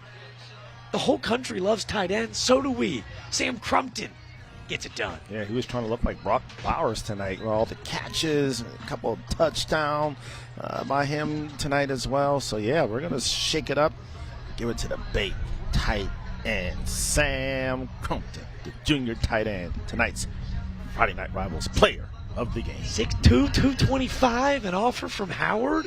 Come on, man. Sam Crumpton is that dude. Tight ends marrying, like, the biggest pop stars in the world. That's the position to be, I think, right? Unfortunately, Jack, those Travis Kelce great tight end days are over. We're going to move forward to Brock Bowers now as the elite tight end in the league. It is that dude, Brock Bowers. Hey, again, we wanted to remind you, man, there's nobody better in the entire area after the game. Make sure to switch over to News 4. Get complete highlights from the action all around. It's got ice. It's web, right? Tonight at 11:05. Did you set your DVR? Yes. Every Friday at 11:05, it records for 25 minutes. It's just on rerun. Come on, man. Scotty Eisberg, nobody works harder in the entire area. We'll have all the highlights from tonight and from around. And tomorrow I will sit Mike Easter probably for a good 14 hours straight. Look at the slate. Kentucky at Georgia, Vandy, and Bama. That nightcap's going to be fun. Florida State after taking a loss to UVA. Do they get their get back? And then don't forget, next week, Jack, we're at Cane Bay. We got a chance to see the Wando Warriors at Cane Bay. Looking forward to being back in the booth with you next week. And of course, follow Will back-to-back weeks. Cane Bay. Oh, we get to see Jenkins on October 17th. Then we will get to see this West Ashley team again on the 24th, as we'll get a chance to finally see Somerville. And then my last broadcast with you guys will be Thursday, October 30th, the night before Halloween. The Battle of East Cooper. The Lucy Beckham Bengals and those pesky Wando Warriors. Come on, we got a heck of a slate in front of us, but not before we celebrate tonight.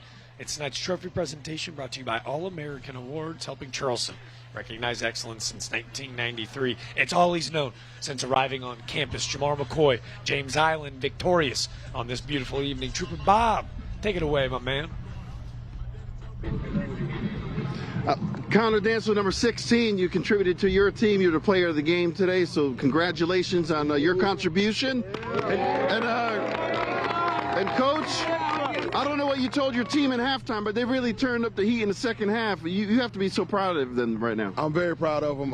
These young men have fought hard and worked hard in the offseason to get to this point. So, no matter how the game looked, how it went, we came out victorious, and I'm extremely proud of them. Coach, it's kind of like a tug of war. The offense almost scored almost 50 points, and the defense held them to 7. Offense or defense this game, Coach? Right. Both. I take both. Love them all equally.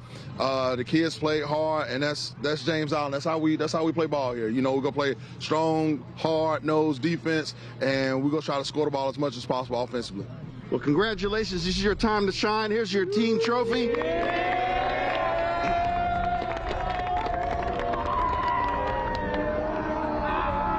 Congratulations to James Island. Hey, tonight's companies, Friday Night Rivals, driven by Crew Chevrolet, champions of the night. What a beautiful night. So much to remember, and not all possible without our promotional consideration on behalf of Knight's companies, Crew Chevrolet, the Thumbs Up Guys, Delta Force, Trident Tech, Coastal Wound Care, Contract Exteriors, National Highway Traffic Safety Administration, Charleston Electric Heating and Air. You got the picture. Jack DeLongshot, final thoughts for me, my man. 30 minutes, turn on over to ABC News 4. See Scotty and Webb get all the highlights from the low country. James Island wins 49-7. That, our player of the game, Sam Crumpton. Hey, we'll see you guys next week.